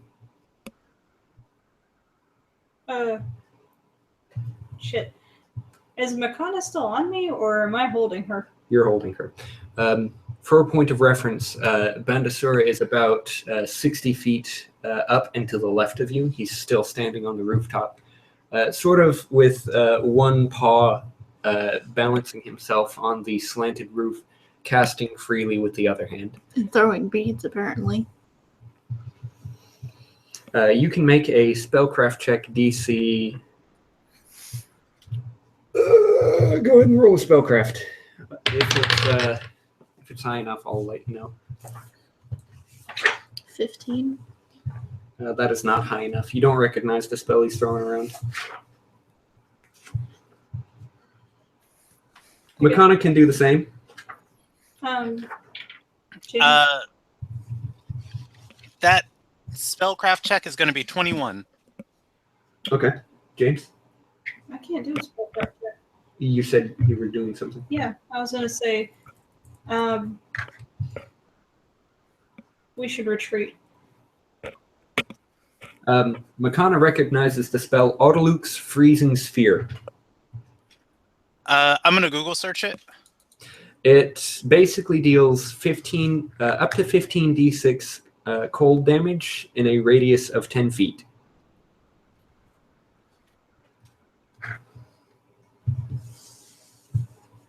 All right. I can't just say that as a free action. Yeah, you can. What are you doing? What else are you doing with your turn? You could probably pick up Leroy as well. Yeah, I was going to and start running towards the market. Do you resist him scooping you up? It's going to break the charm, isn't it? No, it's not you doing a thing. I mean, as long as I'm near or on top of James, they can't hit him because it'd be aimed at me, right? Not necessarily. He could make an attack that targets only But if I share that... specific targets. If it's not an AoE thing. Okay. Yeah.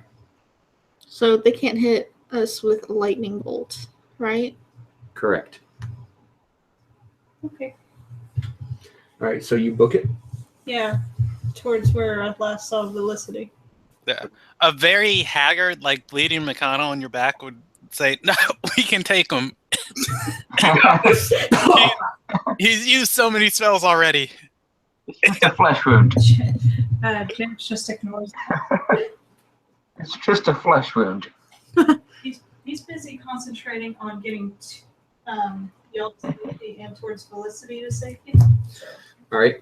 You begin running. Okay. Can Makana shoot a spell back at Brody while they're running away? Are they in sight? It is your turn. Does she have sight on him? Yes. She'll energy bolt for frost damage. Okay. Roll to beat his power resistance. Fudge, I forgot about that. Man, screw this guy. It's just plus my caster level. Yep. It's gonna be 6 plus 8 is 14. That is nowhere near enough. Yeah, I know. Oh, All right. You manage to squeeze yourself out of the alleyway, scoop up Leroy, and make it 60 feet from where Brody is.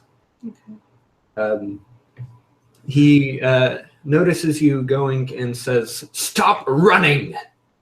He leaps down from the rooftop, lands on his feet, and sprints after you. Oh, He fuck. begins casting a spell as he goes.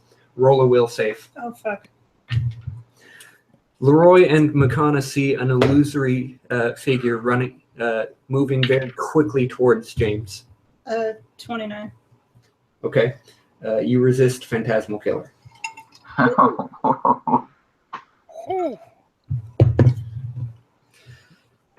However, are you doing anything? No. Okay. You managed to very quickly outpace Bandasura. Rakshasa 40 foot of move speed does not compare to Centaur moving at 60. Yeah. James is like, LOL, what's encumbrance? You turn the corner and he disappears, although you still see him running like...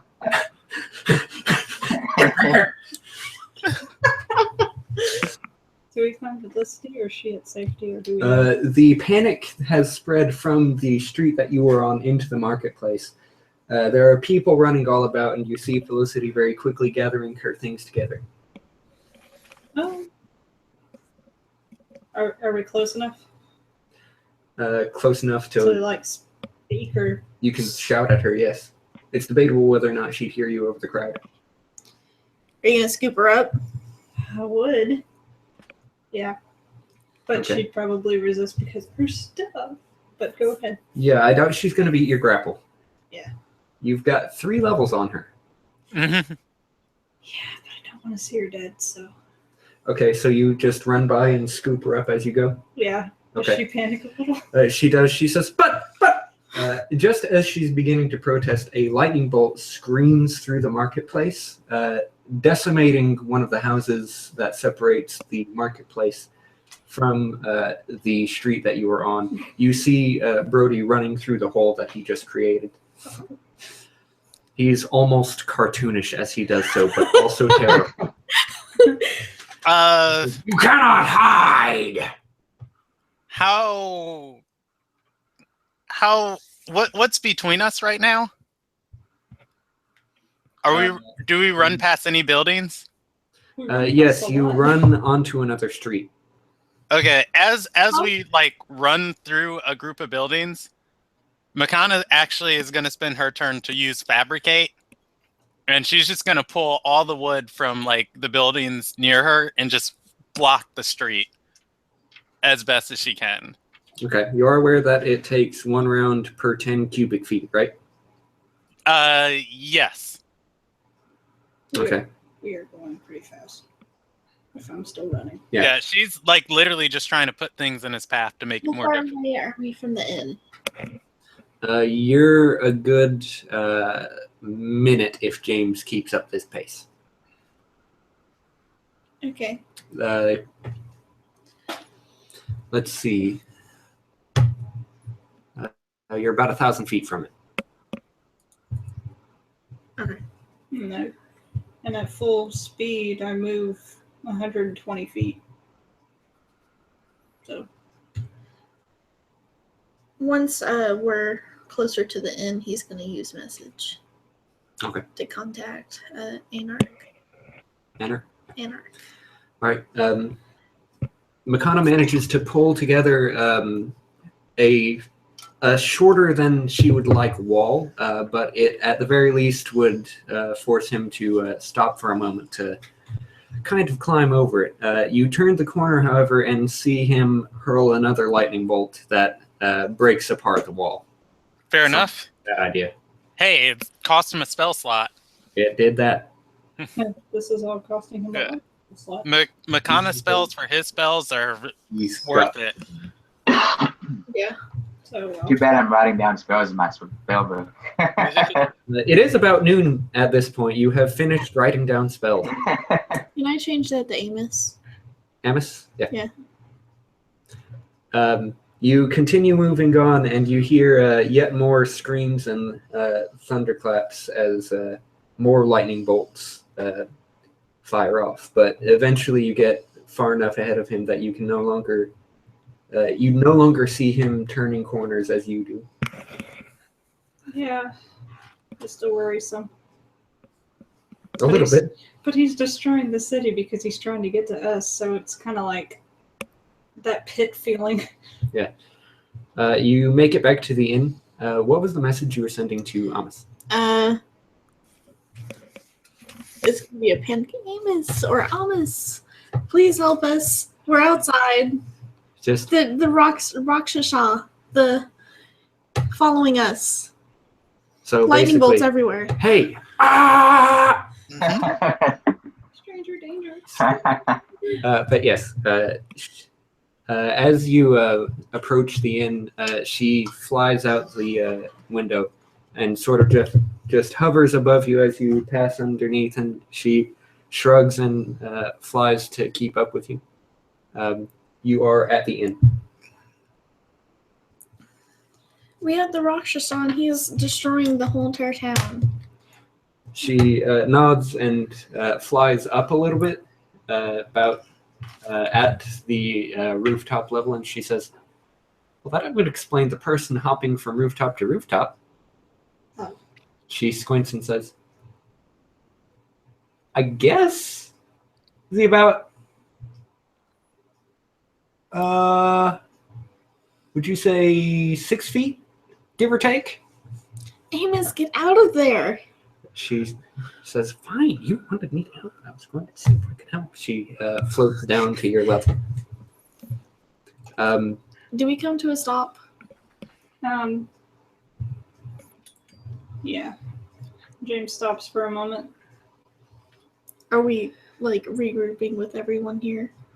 Anarch, Kana, Merrick's daughter, and the rest of your party wanders out of the inn. You're now all at the street. Erica steps up and casts Cure Critical Wounds on Makana. Hey.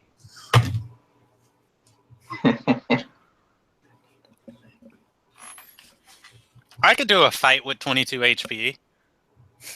You recover 36 hit points. All right. Okay, It's almost like I never leveled. okay, so in theory, if Leroy was on Molly, does that mean that because he's not the one moving, would his troop submissive still be in effect, since that's how we played it with? Yes. Anarch says, where is it? Rooftops. He draws his sword. Amos floats over to Anarch and casts Fly on him. He begins hovering up and spots the Rakshasa. He says, got him. We should be able to take him. After a few more moments, the Rakshasa stops on a rooftop across the way from you guys, down the street that you are. He shouts, oh my! So many friends! Too bad you've got so many people around you. I would hate to cause any collateral damage. As he's saying this, his voice seems to be booming louder than you would give it credit for. And he says, "Ta-ta!" Begins Ta-ta for now. and vanishes once more. Wait, can Makana see him? Can she make a spellcraft check? Yes, but he's too far away. He was easily 70 feet away from you. Like I said, his voice was booming very loud, likely using some sort of magic to amplify it. She could hit him with a ray attack from there. All right, you do have the time for that. He's not invisible. He is visible, so you would have one action with which to utilize against him if you want. Make hold monster for Erica. Man, But you would have to beat his spell resistance. She does not. It's worth a shot. I can use lightning bolt. yeah, she's gonna shoot a lightning bolt at like the building he's standing on and just try and break it in to like interrupt his spell The casting. building or him? Him. At the building. The Underneath. building doesn't have power resistance, so you said you launch a lightning bolt? Or it's gonna be a sonic bolt. Or yeah, I guess I don't have to roll for that. I just yeah, she'd put her all into it. He hops from the segment of roof that you are destroying onto another segment. Fair enough. You want me to roll damage? Or No. You have caused probably about 300 gold in damage to that person's rooftop. okay, fair enough. It was for a good cause. Oh, As the police comes towards you. Taylor, what were you doing? I was gonna lightning bolt him. Okay. Roll to beat his spell resistance. Oh boy. JD, so I just rolled damage anyways. Like I'm not gonna interrupt Taylor, but I'm just gonna type the number to you just for what that would have been. Is it plus anything? Yeah, your spellcaster level. Which is 8. It'll be 17. 17. You do not beat his spell resistance. Yeah. Amos will give it a shot. She does not beat his spell resistance. What's the spell resistance? Too high for you. So, as one, 4 of you launch off spells to attempt to, stop him from doing something, and all of you fail. Hey, I forced him to move before he did it. That's true. It was 45 or 47 sonic damage. Jeebus. Yeah, that building is shredded. Yeah, so guards appear looking up at the roof and then looking at you. Oh, come on. That's not fair. Damn it. Well, also, you have a substantial amount of evidence and a few witnesses, some of whom aren't dead. Yeah, and Makana recognized the spell, so she'd know that the people who were frozen unfreeze in like a minute, right? If they're not dead, yes. Yeah, I think it's been more than a minute. Real time. Yeah, but they're kind of frozen solid through. Oh. Yeah, sucks to be them. Makana's Well, gonna would say gesture. It sucked to be them because it lasted for all of 5 seconds. Yeah, Makana's gonna gesture to I guess the runes behind them and just say to Anarch, "That is the Rakshasa that was coordinating with your black flame cult." The guards are like,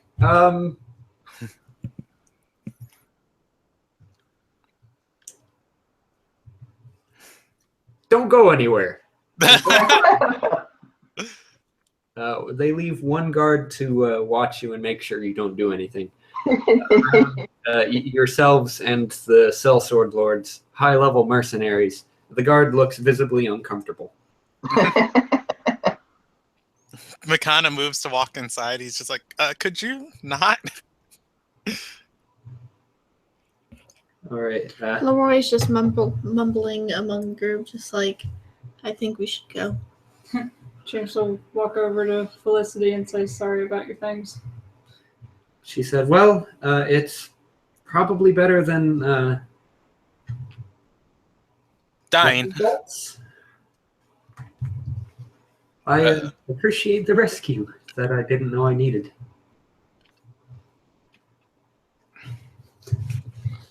Makana's gonna like gesture to her tattered clothes and just be like, it's definitely better than lightning bolts. And she too will also think James. You would have done the same for me. I think Leroy's in shock. Like sitting on the ground looking at the destruction that came with them. Yeah. After you sit around for an hour or so, listening to the guard talk to you about things that you witnessed firsthand, he can't seem to stay on one topic for too long. He keeps on bouncing between the amount of damage that was caused and the sort of punishment that would be doled out. After about an hour, you see the guard captain, who you remember from your first day here. In the inn, he approaches his two-bladed sword in hand. He says, "Why am I not surprised?" Makana's going to speak up and say, Before you "We're start, attacked." he says, "Before you start, we had our diviner look over the crime scene at the Dwarven estate with the cults. We found your statements to be truthful. However, we find it entirely too coincidental that there was this and that. You're quite the destructive forces, aren't you?" I think it's more so that destructive forces don't like us. He nods. "I'd say so." Anarch steps forward and says, "Captain Lumos," and the guard holds up his hand and says, "Do not attempt to sway me, Anarch. You have thrown your reputation around too many times to uphold any sort of justice. You have bypassed the law more times than I can count. I will not have you interfering now." Anarch puts his hands up and steps backward. He says, "Okay. We're not involved anyway." The captain says, "Glad to hear it. As for the rest of you, you're going to stay here until the diviner gets here. After that,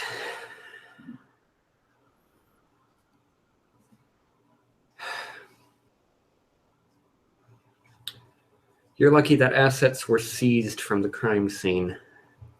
Otherwise, there'd be fines to pay."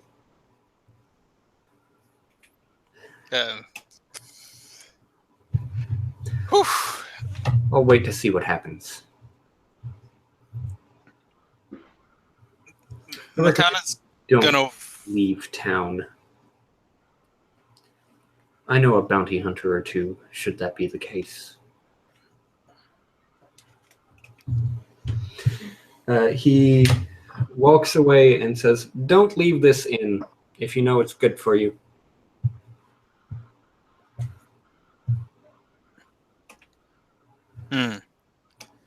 How long does it take for the diviner to get there? Not so much for that. What? Well. So much for trying to combat with a overpowered person. I still stand by my statement. We could have took him. I mean, if he had not teleported, we would have been able to. With all those people. That and all the lightning bolts he shot trying to catch up with us. Yeah. And we still got good old Addis. Addis is good for a spell or two. As I gather up my gold to go to the market to get the headband of intellect +4. About the marketplace. I wonder if that guy's still there. If he's dead, we could take his wares. No, not really. Maybe. I mean, that would be a pretty good thing to go look for. A group of guards approach you as you're waiting around in front of the inn, and they say, if you like, you may survey the damage that was caused. To us. Yes, you'll be... Why would we survey the damage that was caused? Makana will. You must do so under escort, of course, but you are free to see what all transpired. We know what transpired. We were there. I'm gonna go and look. Try if that dude died. Be sure to get that thing back. James is gonna go. Yeah. Makana will head to the marketplace first where she knows some rubble was caused.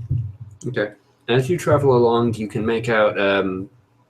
you see these holes in houses where lightning bolts were thrown. You see puddles and pools of acid slowly slinking down slowly dripping down walls from where probably Melf's acid arrow hit one or two places. Among the chaos, Leroy managed to make a spellcraft check on that one, as it was shouted at apparently very many decibels.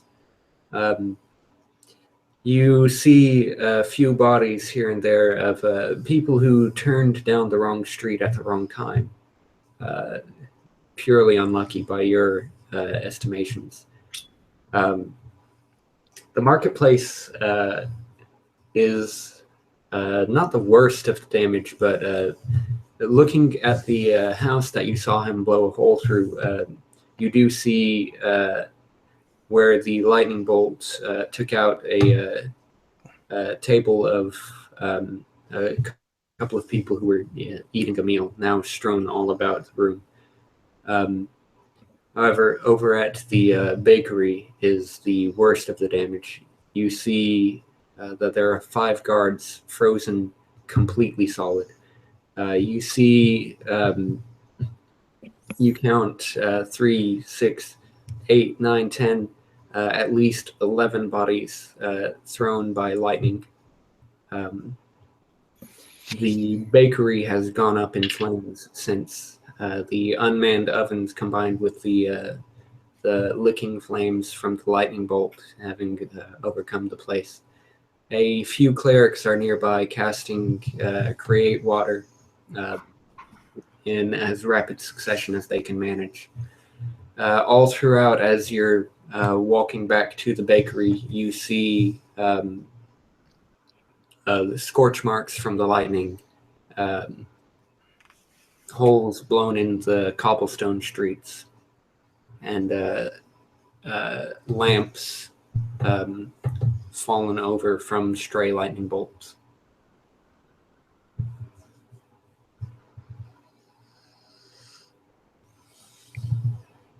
Oof. Damn. Yeah. What happened, Makana's guys? gonna Yeah, Makana's gonna ask the guards, what happens to the bakery? I believe the owner passed away in a fight with the Rakshasa that did this. The guard says, once again, when the diviner arrives and can view the events leading up to everything, we'll compare it to physical evidence and make a decision.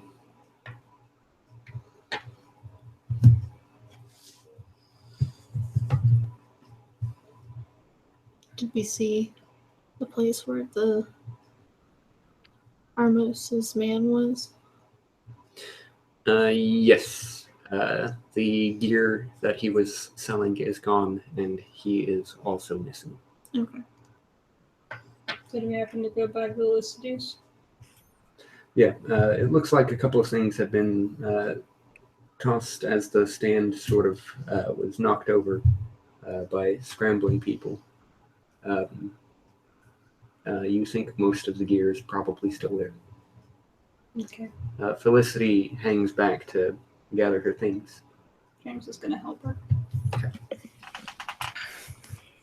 But my stuff. Because he felt bad about, having to leave it. But her life was kind of more important to him. Leroy's gonna look up at the rooftops. Just seeing if he can see the rocks. You keep an eye trained on the rooftops? Yeah, he'll look all around. You don't see anything. It appears to have gone quiet for now. Makana's gonna walk through the bakery and, or at least what's left of it. The bakery that's on fire? Oh, is it on fire? Okay. Still on fire. Well, yeah, she'll expend her psionic focus for resistance to fire for a few rounds. No. So you just wander on in? Yeah, she's gonna say there's a body upstairs. I'm gonna throw it out here. The man who did all this attacked here first. I'd like to know why. You are asked by the clerics casting Create Water, are you insane? Yeah. I suppose. Okay. With that, you walk in. All right. Despite their protests, you manage to run through the burning building and make it up to the bedroom. This is where part of the fire started. The floor creaks under your weight, but you manage to spot the body in question. It's it looks like it's been burned a little bit, and a little bit of the hair is still on fire. But you manage to scoop it up and toss it out the window, I assume. All right. Yeah, she will take a moment before she does to spend her focus again for another 8 rounds of fire resistance, and then become focused. And it takes her 1 round to become focused again. Okay. And then she'll do that. All right. You exit the building and point at the body that you threw out the window and say, "See, there it is."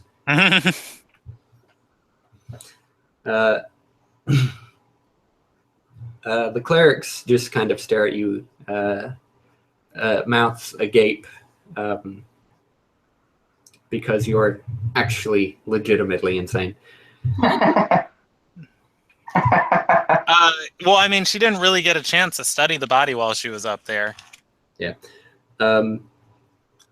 Like I said, it's a little bit burned, but mostly whole. It's bald now. Fair enough.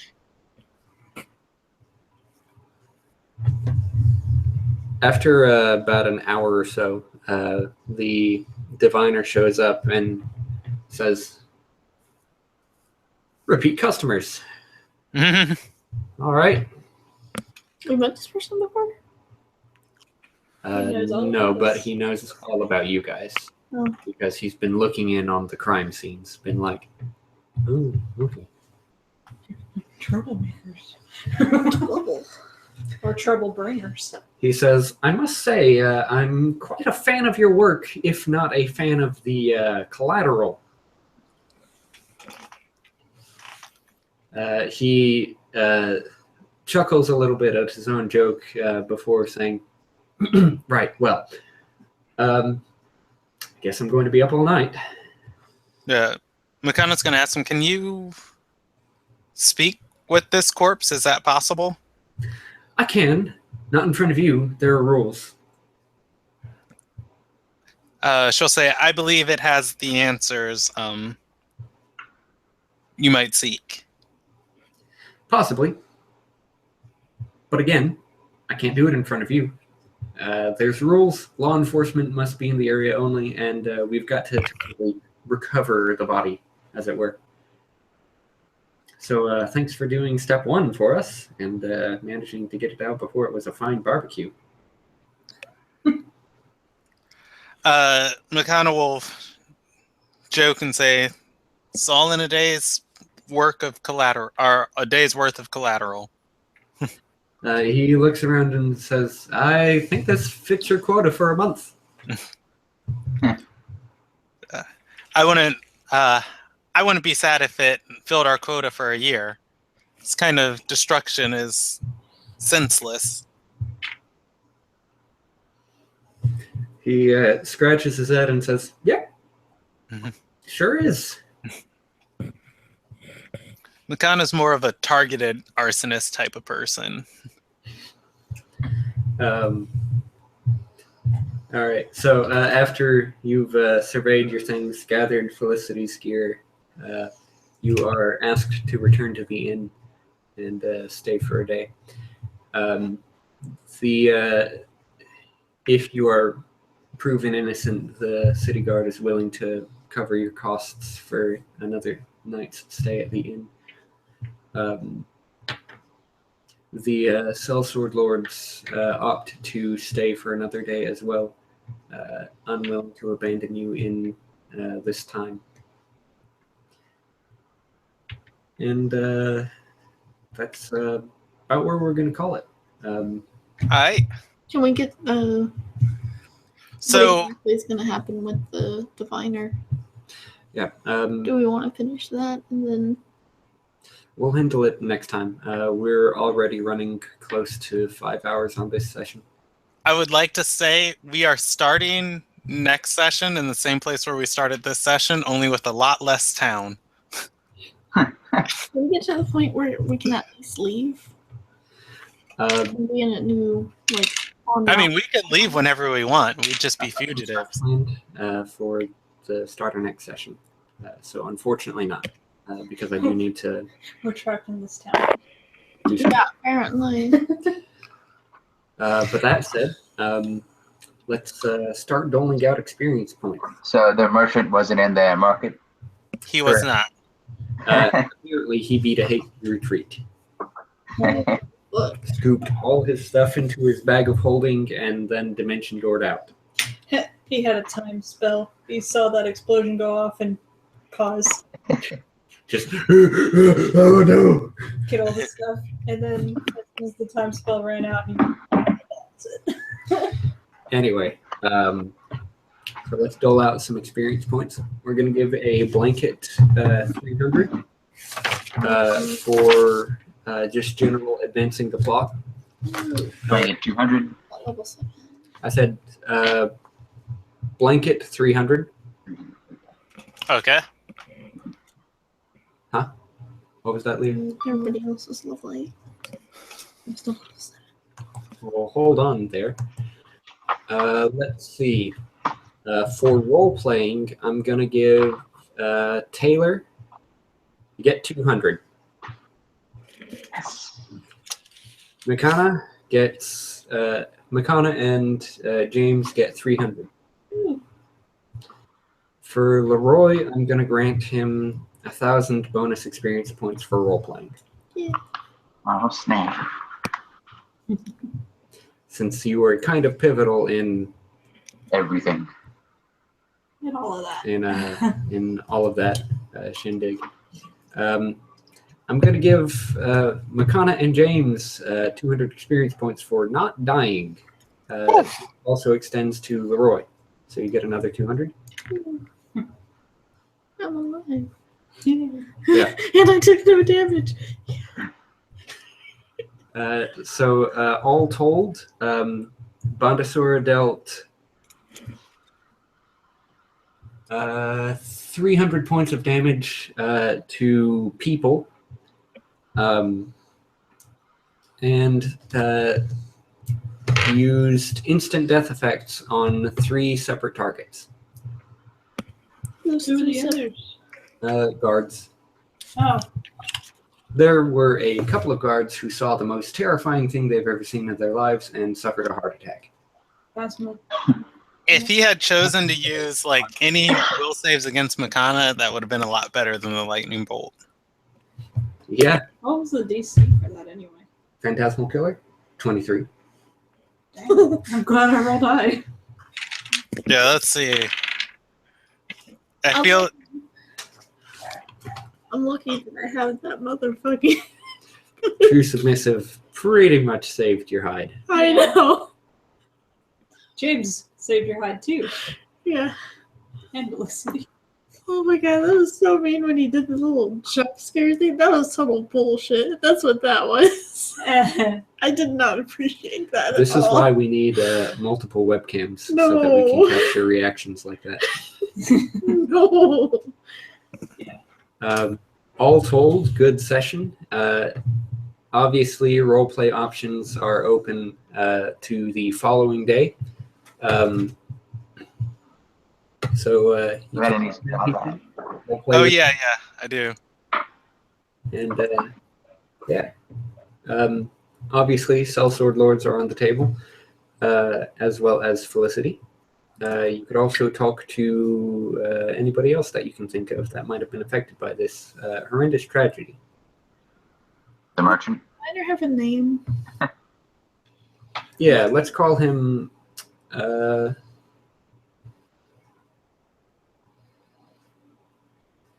McDuggan. Might Robert? be Elvin. No. You don't want him to be Bob. You don't want to No. do Richard. Dear regard. No.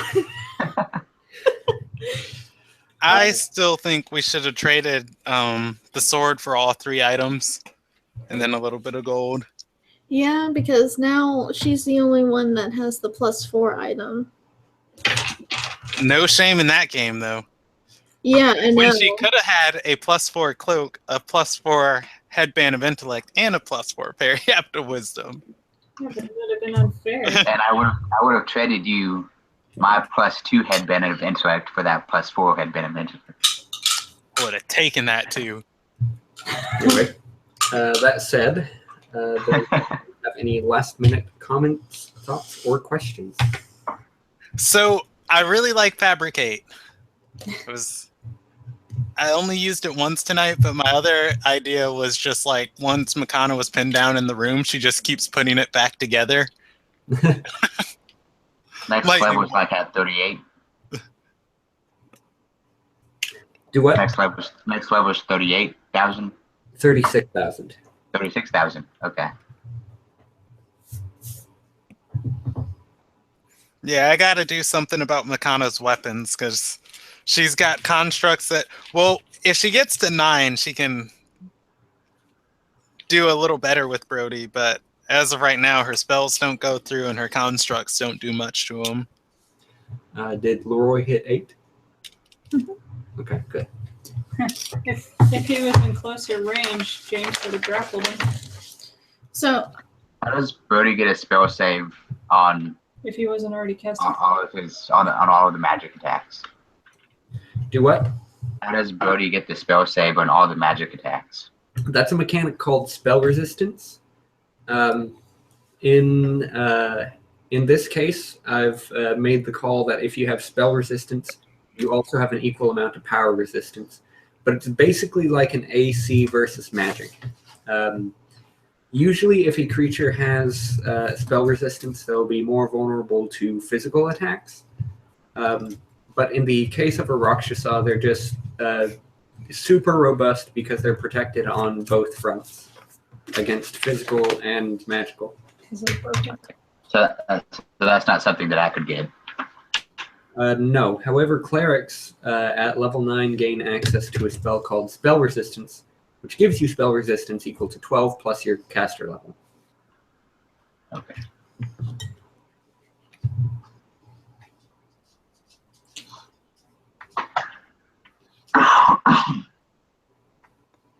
But yeah. Rakshasas are just difficult opponents.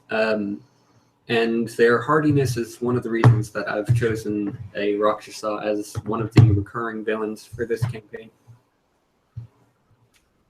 Haven't seen the other villain yet. Again, I guess. Which one? The werewolf. Yeah, Yeah, Makana completely plans on going back there and culling that town. Because I assume that all the town is a pretty much werewolf territory. Yeah, I don't know. He may be there when you get back. He may not be. We'll see. But right now, I think you've got bigger fish to fry. Fish to fry? Fish. I got a headband to get. Trade mine in. Get that Yeah. plus 2 extra. How much money are you at? Like 10,000 gold? 11,853. Yeah, then you trade your other end, and you'll be up at like 13,000. Yeah. The Bank of Makana might give you a loan with some high interest rates. The Bank of Makana. Yeah. Every time you go to pay off your debt, you're 1 gold short.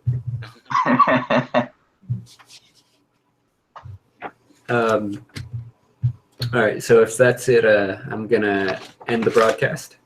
Okay. Boy. Let me check real quick. Nope, no questions from users. May the force of others be with you. I'll catch you guys later. Good session. We will meet again in the new year. See you in 2017, boys. See you next year. All right, good stuff. Bye. Brah.